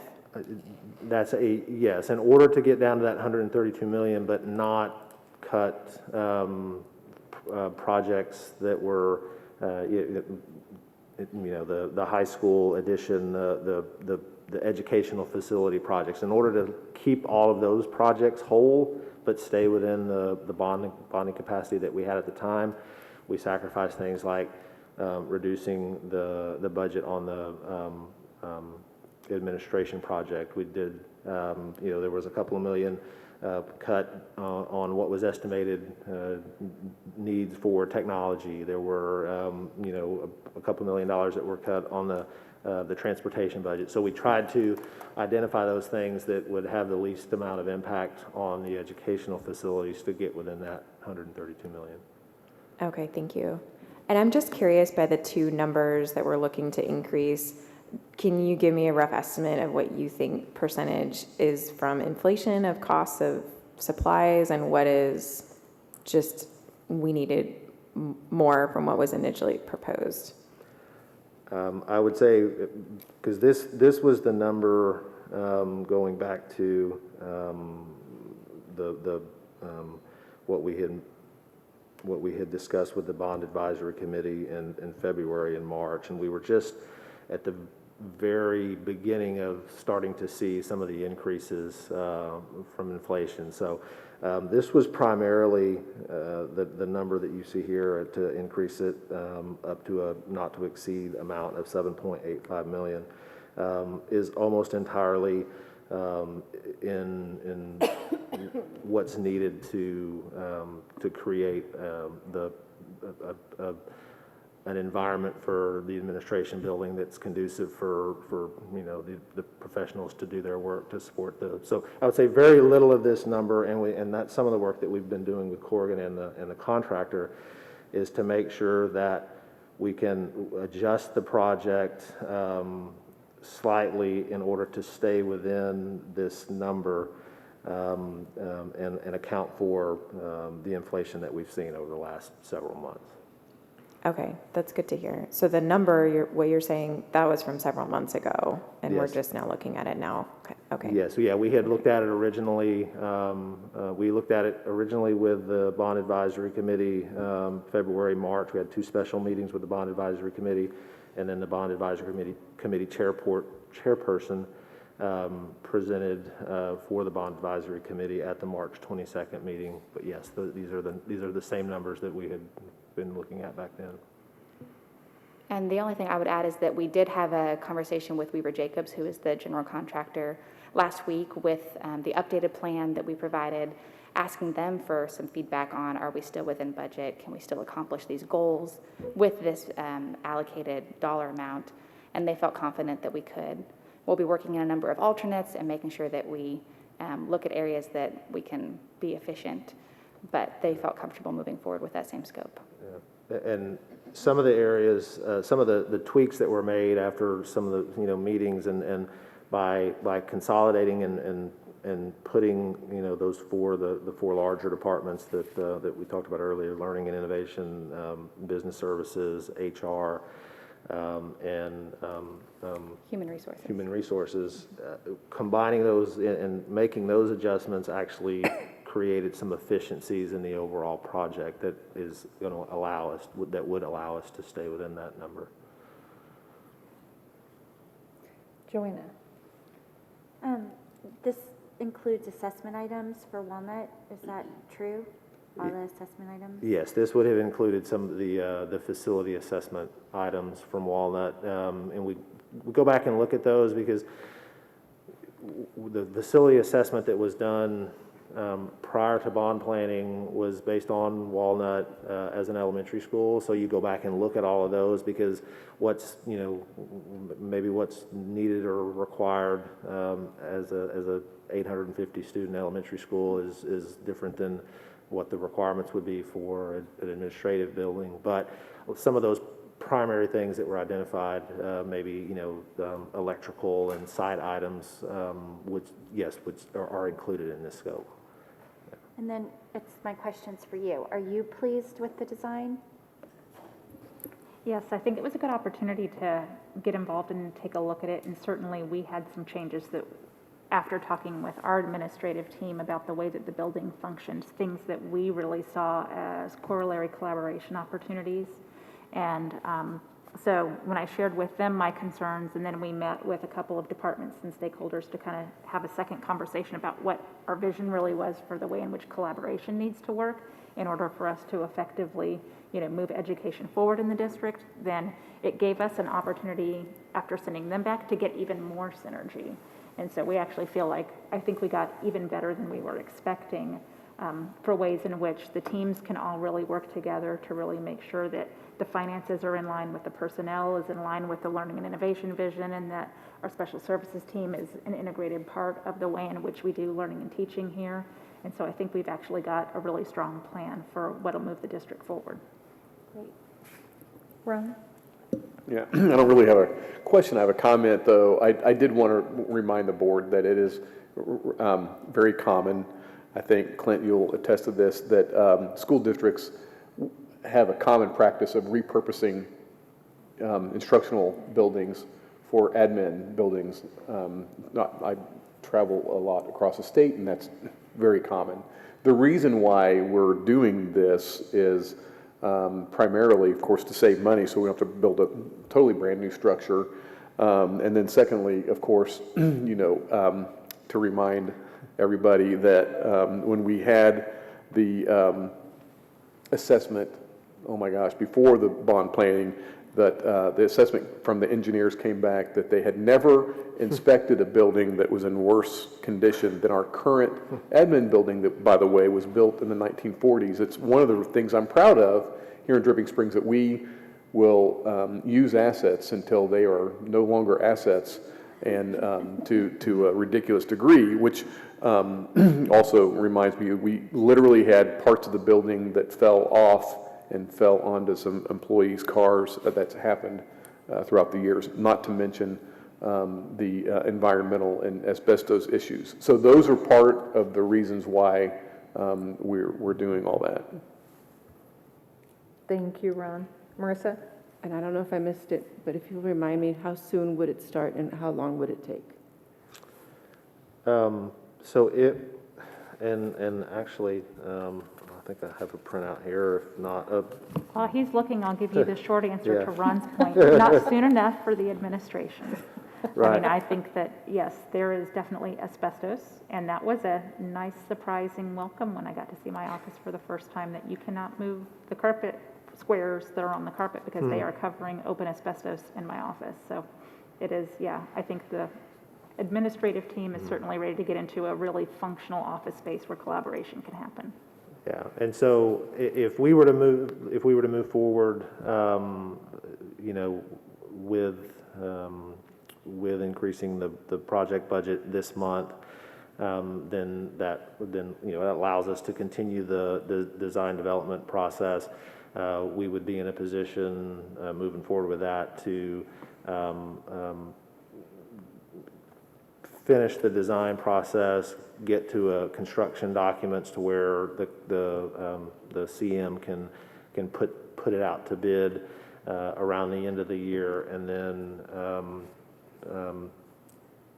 start construction early 2022, and still this is and architects Doug and Aaron can certainly chime in, but you're probably looking at a 6 to 8 months. So if we were able to start in early 2022, then we would be right around, you know, this time, right, you know, aligning with the start of next school year to potentially move in. If we delayed it another month or two, then it would probably be looking like a fall move in from that standpoint. On that same point, is there any opportunity for like phased move-in earlier than that? We've looked at, so we talked, and Doug and I talked about this a little bit last week. There is some opportunities for phased move-in. One of the things we talked about would be ideal is, say, the CDC, right? We were not having to do a whole lot. They're really moving into an area of the building, and there's some work that is in that area, but there's not heavy remodeling work in like that classroom area that they would be moving into. And so, you know, you could certainly phase, and we even started to have that conversation with Weaver and Jacob, the contractor, last week. Is that was the one area that kind of jumped to mind. Well, it'd be really nice to you know, start off this school year, make sure that we were starting off the school year, or have that area be one of the areas that because that's one of the areas that we need it most. We're out of room in the CDC. You know. It's an older portables put together structure, and so being able to move the daycare center into a permanent structure with the room that they need, and the fact that that's an area that doesn't require a lot of renovation. So yes, there would be opportunities to do a phased move-in. And that's a significant employee benefit, to be able to actually have childcare available. Right now, they are so limited in space, and so it really does create a hardship, and so it's a huge benefit. So I would go for prioritizing that first. So can y'all help me understand from the agenda perspective? Next week, we have an action item on the project budget. I also see there's a schematic design presentation. Are we going to have action to approve schematic design? And if so, would that be the following month, or would it be we could next week? How would that work best? If we were going to, I mean, I guess my feedback would be is if we're going to take action next week on the budget, would be to modify the kind of the motion language to incorporate approving the project budget and the schematic design. Because then that allows the design team to move forward with the design work over the next month, the design development process.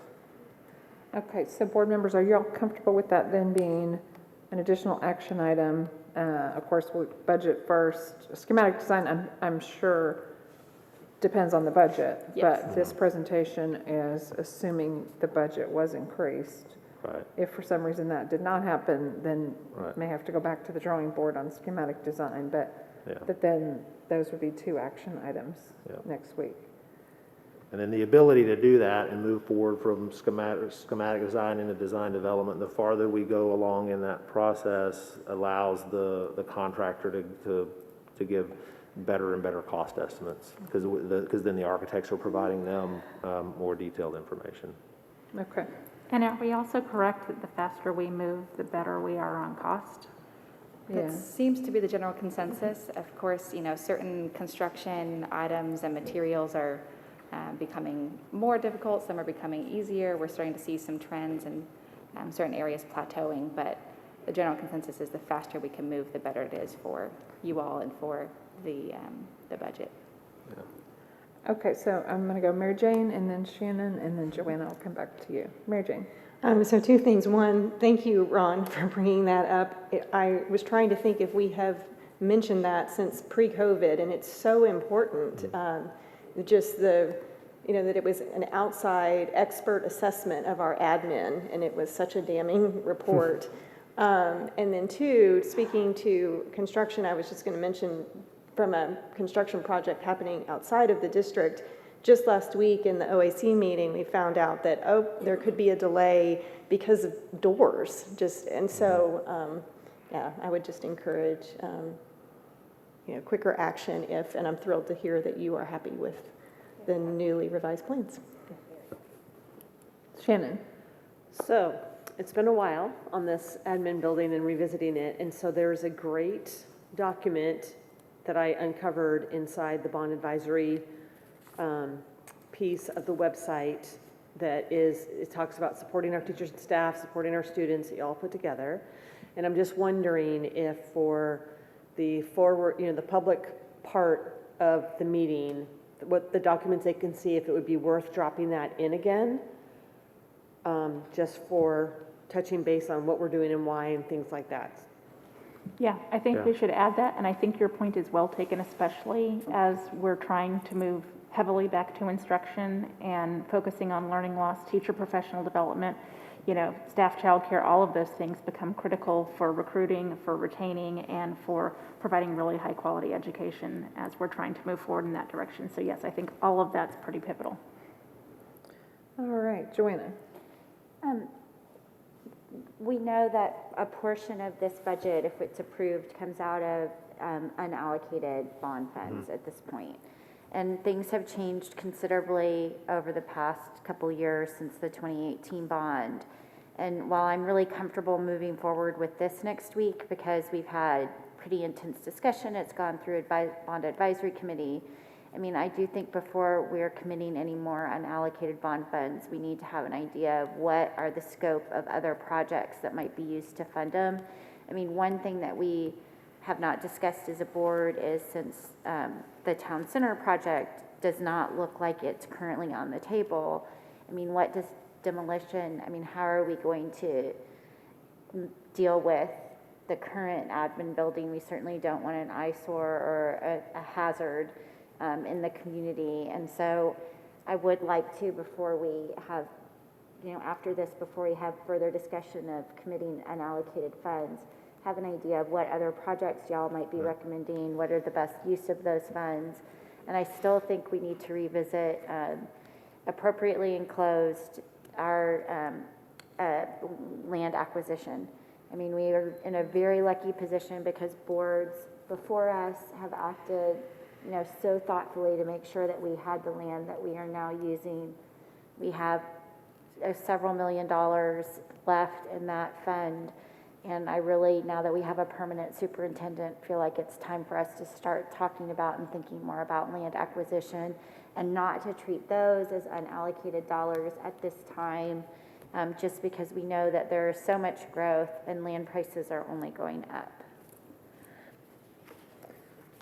All right, Shannon. Can I just circle back around that we had talked about making sure that on our financial statements that we have a piece that has the, that what we're thinking about might be coming up, et cetera, from buses to everything else that we talked about that may end up coming out of unallocated funds. And so I don't know, Holly, if you've had a chance to even talk about that with Larry, because it's been a while since we've talked about this, but I would love to send you what we had in the past that worked really, really effectively, and then see if we can move forward with that and start putting that together, because we're going to need that. I mean, based on things, we just don't know what's going to happen with whatever guidance comes our way. I mean, we're having costs, virtual learning, we're having costs that were not anticipated prior to this, those last couple of months. So I think it's worth having that put back into the financial reports.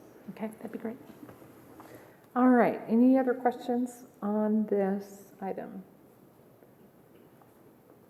All right, Clint, thank you for your work, and Aaron and Doug, thank y'all so much for your patience, your adaptability, and bringing this other iteration of this project. We're very excited. We know we have a lot of people. They're very excited to get moving on this and get that project done. So thank you. Thanks for coming.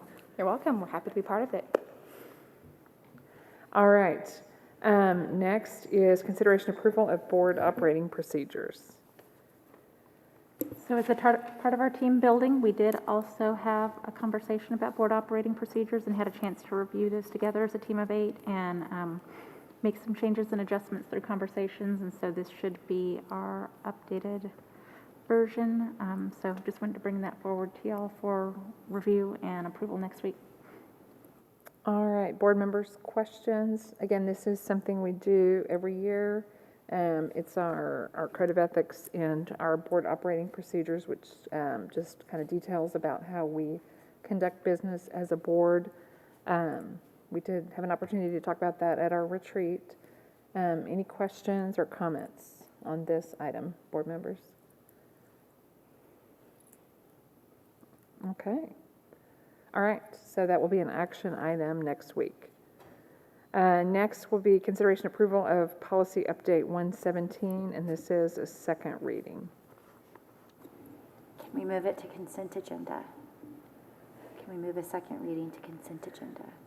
Board members, any concern about that? I think we do have in our board operating procedures that describes our use of consent agenda. It does list a second reading as an example of an item that could be on the consent agenda. So board members, do you have any concerns about that? Okay. All right. So we'll move that to consent. All right. Next is consideration approval of board resolution 2022-1, extending COVID-19 leave. So currently we have staff, as we talked about earlier, who are going out as close contacts and going out for COVID leave, or going out for leave rather. Right now, our procedures require that they use their local leave. So staff do have local leave available to them. We would like to consider what other area districts are doing around us, which is to offer the option of COVID leave and reinstate that, which I understand this district did have last year. Tiffany has put together a resolution for 8 days, and it would allow staff members 8 days, which would include a weekend for that 10-day quarantine period. So it would be the 10 days plus the 2 weekend days. And then that would be accrued leave. So that would mean that if they were out for 5 days, let's say, caring for a child, and then still had 3 days, that they would still have some of that as accrued leave that they could take another time if they needed to. So just a proposal for consideration, and I know Tiffany's not here to present it, but I'm happy to answer questions or take her questions. Is this intended to be one time, multiple times? So it would accrue. So you would have the 8 days, which would mean that would be your total, and like a bank. For a whole school year? Yes. Okay, So if you took 5 days to take care of a kid, you would still have the remainder, the balance of the 3. okay. Mary Jane? So since TEA had that kind of 11th hour meeting, I was just wondering, have we looked to see how that conforms to this? I mean, it doesn't necessarily, because their 11th hour meeting is just that you test and can stay. And originally, we had them kind of not as a close contact anyway. But this is really to incentivize when somebody's sick. We don't want them to come to work. I mean, that's our biggest goal. I mean, we keep talking about we want our schools to be healthy. It's going to take all of us working together. Everybody needs to stay home when you're sick, you know. So this is to help incentivize employees not to say, oh, I'm not feeling so great. I've got a scratchy throat, but I think I'm going to go in anyways. And to really encourage them to know you have days that you can take if, you know, if you are sick, and that you don't necessarily have to feel like you're losing your leave. Marissa? And it's retroactive. Yes, Right, it would be from the start of the year, and we do have some staff who have already taken leave, so we would want it to apply to them as well. Okay, thank you. Joanna? I was hoping that, I don't know if there's a way of tracking the cost of this, because essentially what TEA has given us is an unfunded mandate. And so it really is a COVID cost each time that we have to, I'm all for the leave, so I'm not, and I want to make sure that our employees feel like they have enough leave accrued to stay home when they're sick. But we are going to have to pay for substitutes. I mean, there is a cost to us doing this. And so I think it would be great to start being able to track some of the kind of softer costs, for lack of a better word, of some of the TEA requirements. And then I guess this is probably a question. Let me answer that piece real quickly. Sure. I think we can do that. Okay. I think that she could probably put it into the ASAP, or whatever we use. We probably don't use ASAP here. I don't know, whatever subsystem we use, she can probably put it in as a coded, hard-coded leave. So when a staff member takes that, we can do that, and then we can tally those and see what that is. And I believe our absences are filled and unfilled for subs or not subs, so we would see what the leave plus the sub. So I think we can do that. That would be great. It would be great if we could keep track of the costs that, you know, TEA is requiring us to incur in some way that are not realized in the financial reports that we're currently getting. Well, I'm going to interrupt you just because my question, I think, relates to your question, and then I'll let you get back to your questions. Did we track it last year? Because, I mean, last year it was mandated by federal law, but again, as I understand it, that was, again, an unfunded mandate. We did give it, we're required to give it, and did give it, and did we track the cost last So that year? I don't know, but I will ask her. And that is, we have been trying to work through and figure out what's the cost of recapture going to be this year, like all the different soft pieces that are just very hard to get to, and have been trying to work through some of that data. So to your point, we're trying to be intentional about that. I will ask Tiffany to check and see if we did that for last year. Thank you. And Joanna, I'm sorry, I interrupted you, and that was not appropriate. I'm sorry. Go ahead. I don't mind. I just want it to be, I don't think that, what is the cost to teachers if they use up all of their leave and they still have a close contact and they are required to either be out for 10 days or they have COVID and they're required to be out for, you know, a period of 10 days? What is the daily cost that a teacher reimburses the district for? Do teachers here reimburse the district? That's what I've heard from teachers, but I don't know if that's, so I guess that would be my first question, is what happens if, is there a cost to the teacher if they go over their amount of leave? Because one of the concerns I have. Well, sure. If you've gone over your leave, then it's your daily rate. So you're gonna get your 5 days local and then 5 days state. So you're getting 10 days of leave every year. Okay. This would be on top of that. So this is an additional 8. So you'd have 18 days of leave this year. Okay. And then if you exhaust that and you don't have any banked, if you've come from somewhere else, your state leave comes with you from another district, so you have leave banked. And then our local leave accrues with no limit. So I know that you can have as much local leave. If you've worked here 20 years and you never take a sick day, then you have the benefit of all of those banked days. So for the people who don't, locally, and Tiffany could talk to this much better because I haven't been here long enough, but I've read our policy, we have hardship leave. So for an employee who had to take leave, had a situation, is either in the hospital for their own care, which there's FEMLA and all those other things, but in the hospital for their own care, or had a family member with that, there's a different leave that they could apply for within our policy. Okay.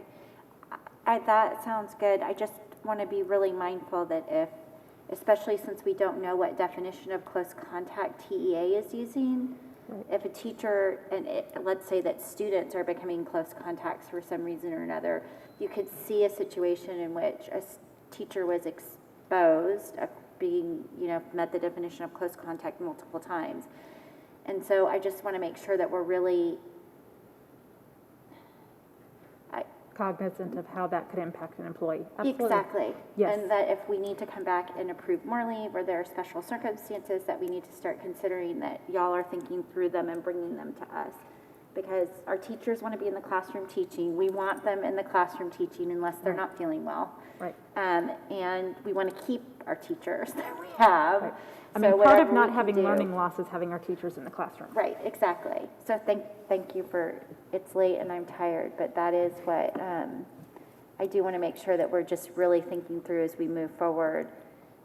Is this having some, how can we make sure that we're providing the best situation for our teachers? That makes sense. All right, any additional questions on this item? All right. Okay, our final action item for next week is consideration approval of a waiver request regarding staff development. And we heard a little preview of this. You sure did. So every day we get 435 minutes of instruction in our current calendar that was adopted last year has the 74,820 minutes. We need 75,600, and so I'm requesting that 4 days that we have embedded professional learning in the calendar be used towards the total limit of 2,100 professional learning days to waive the instructional minutes.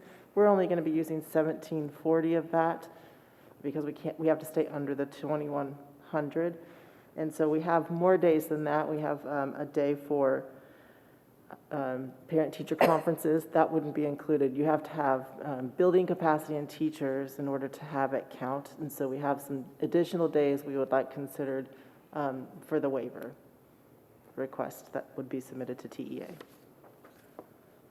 All right, board members, questions? Anyone? All right. All right, well, that is all of our action items that we will consider next week. So we are now going to move into our closed session. The board will now convene in a closed meeting to discuss the following items posted on our agenda this evening as allowed by Texas Government Code Section 551.071, attorney consultation, 551.072, real property, 551.074, personnel matters, and 551-0821, student information. No voting will take place in closed meeting, and we do not take action at our agenda review, so there will be no voting when we come out of closed session either. So the time is now 9:47 p.m. Thank you all for joining us this evening.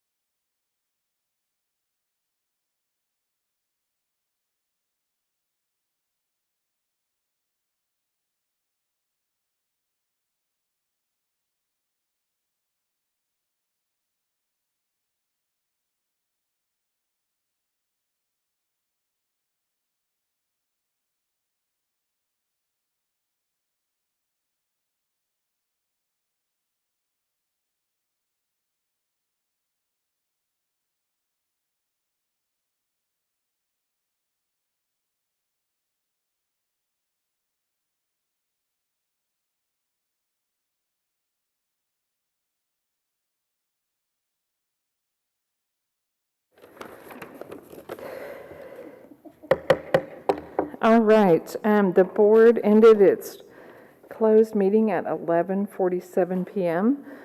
on August 23rd, 2021. The time is now 11:51, and we are back in open session.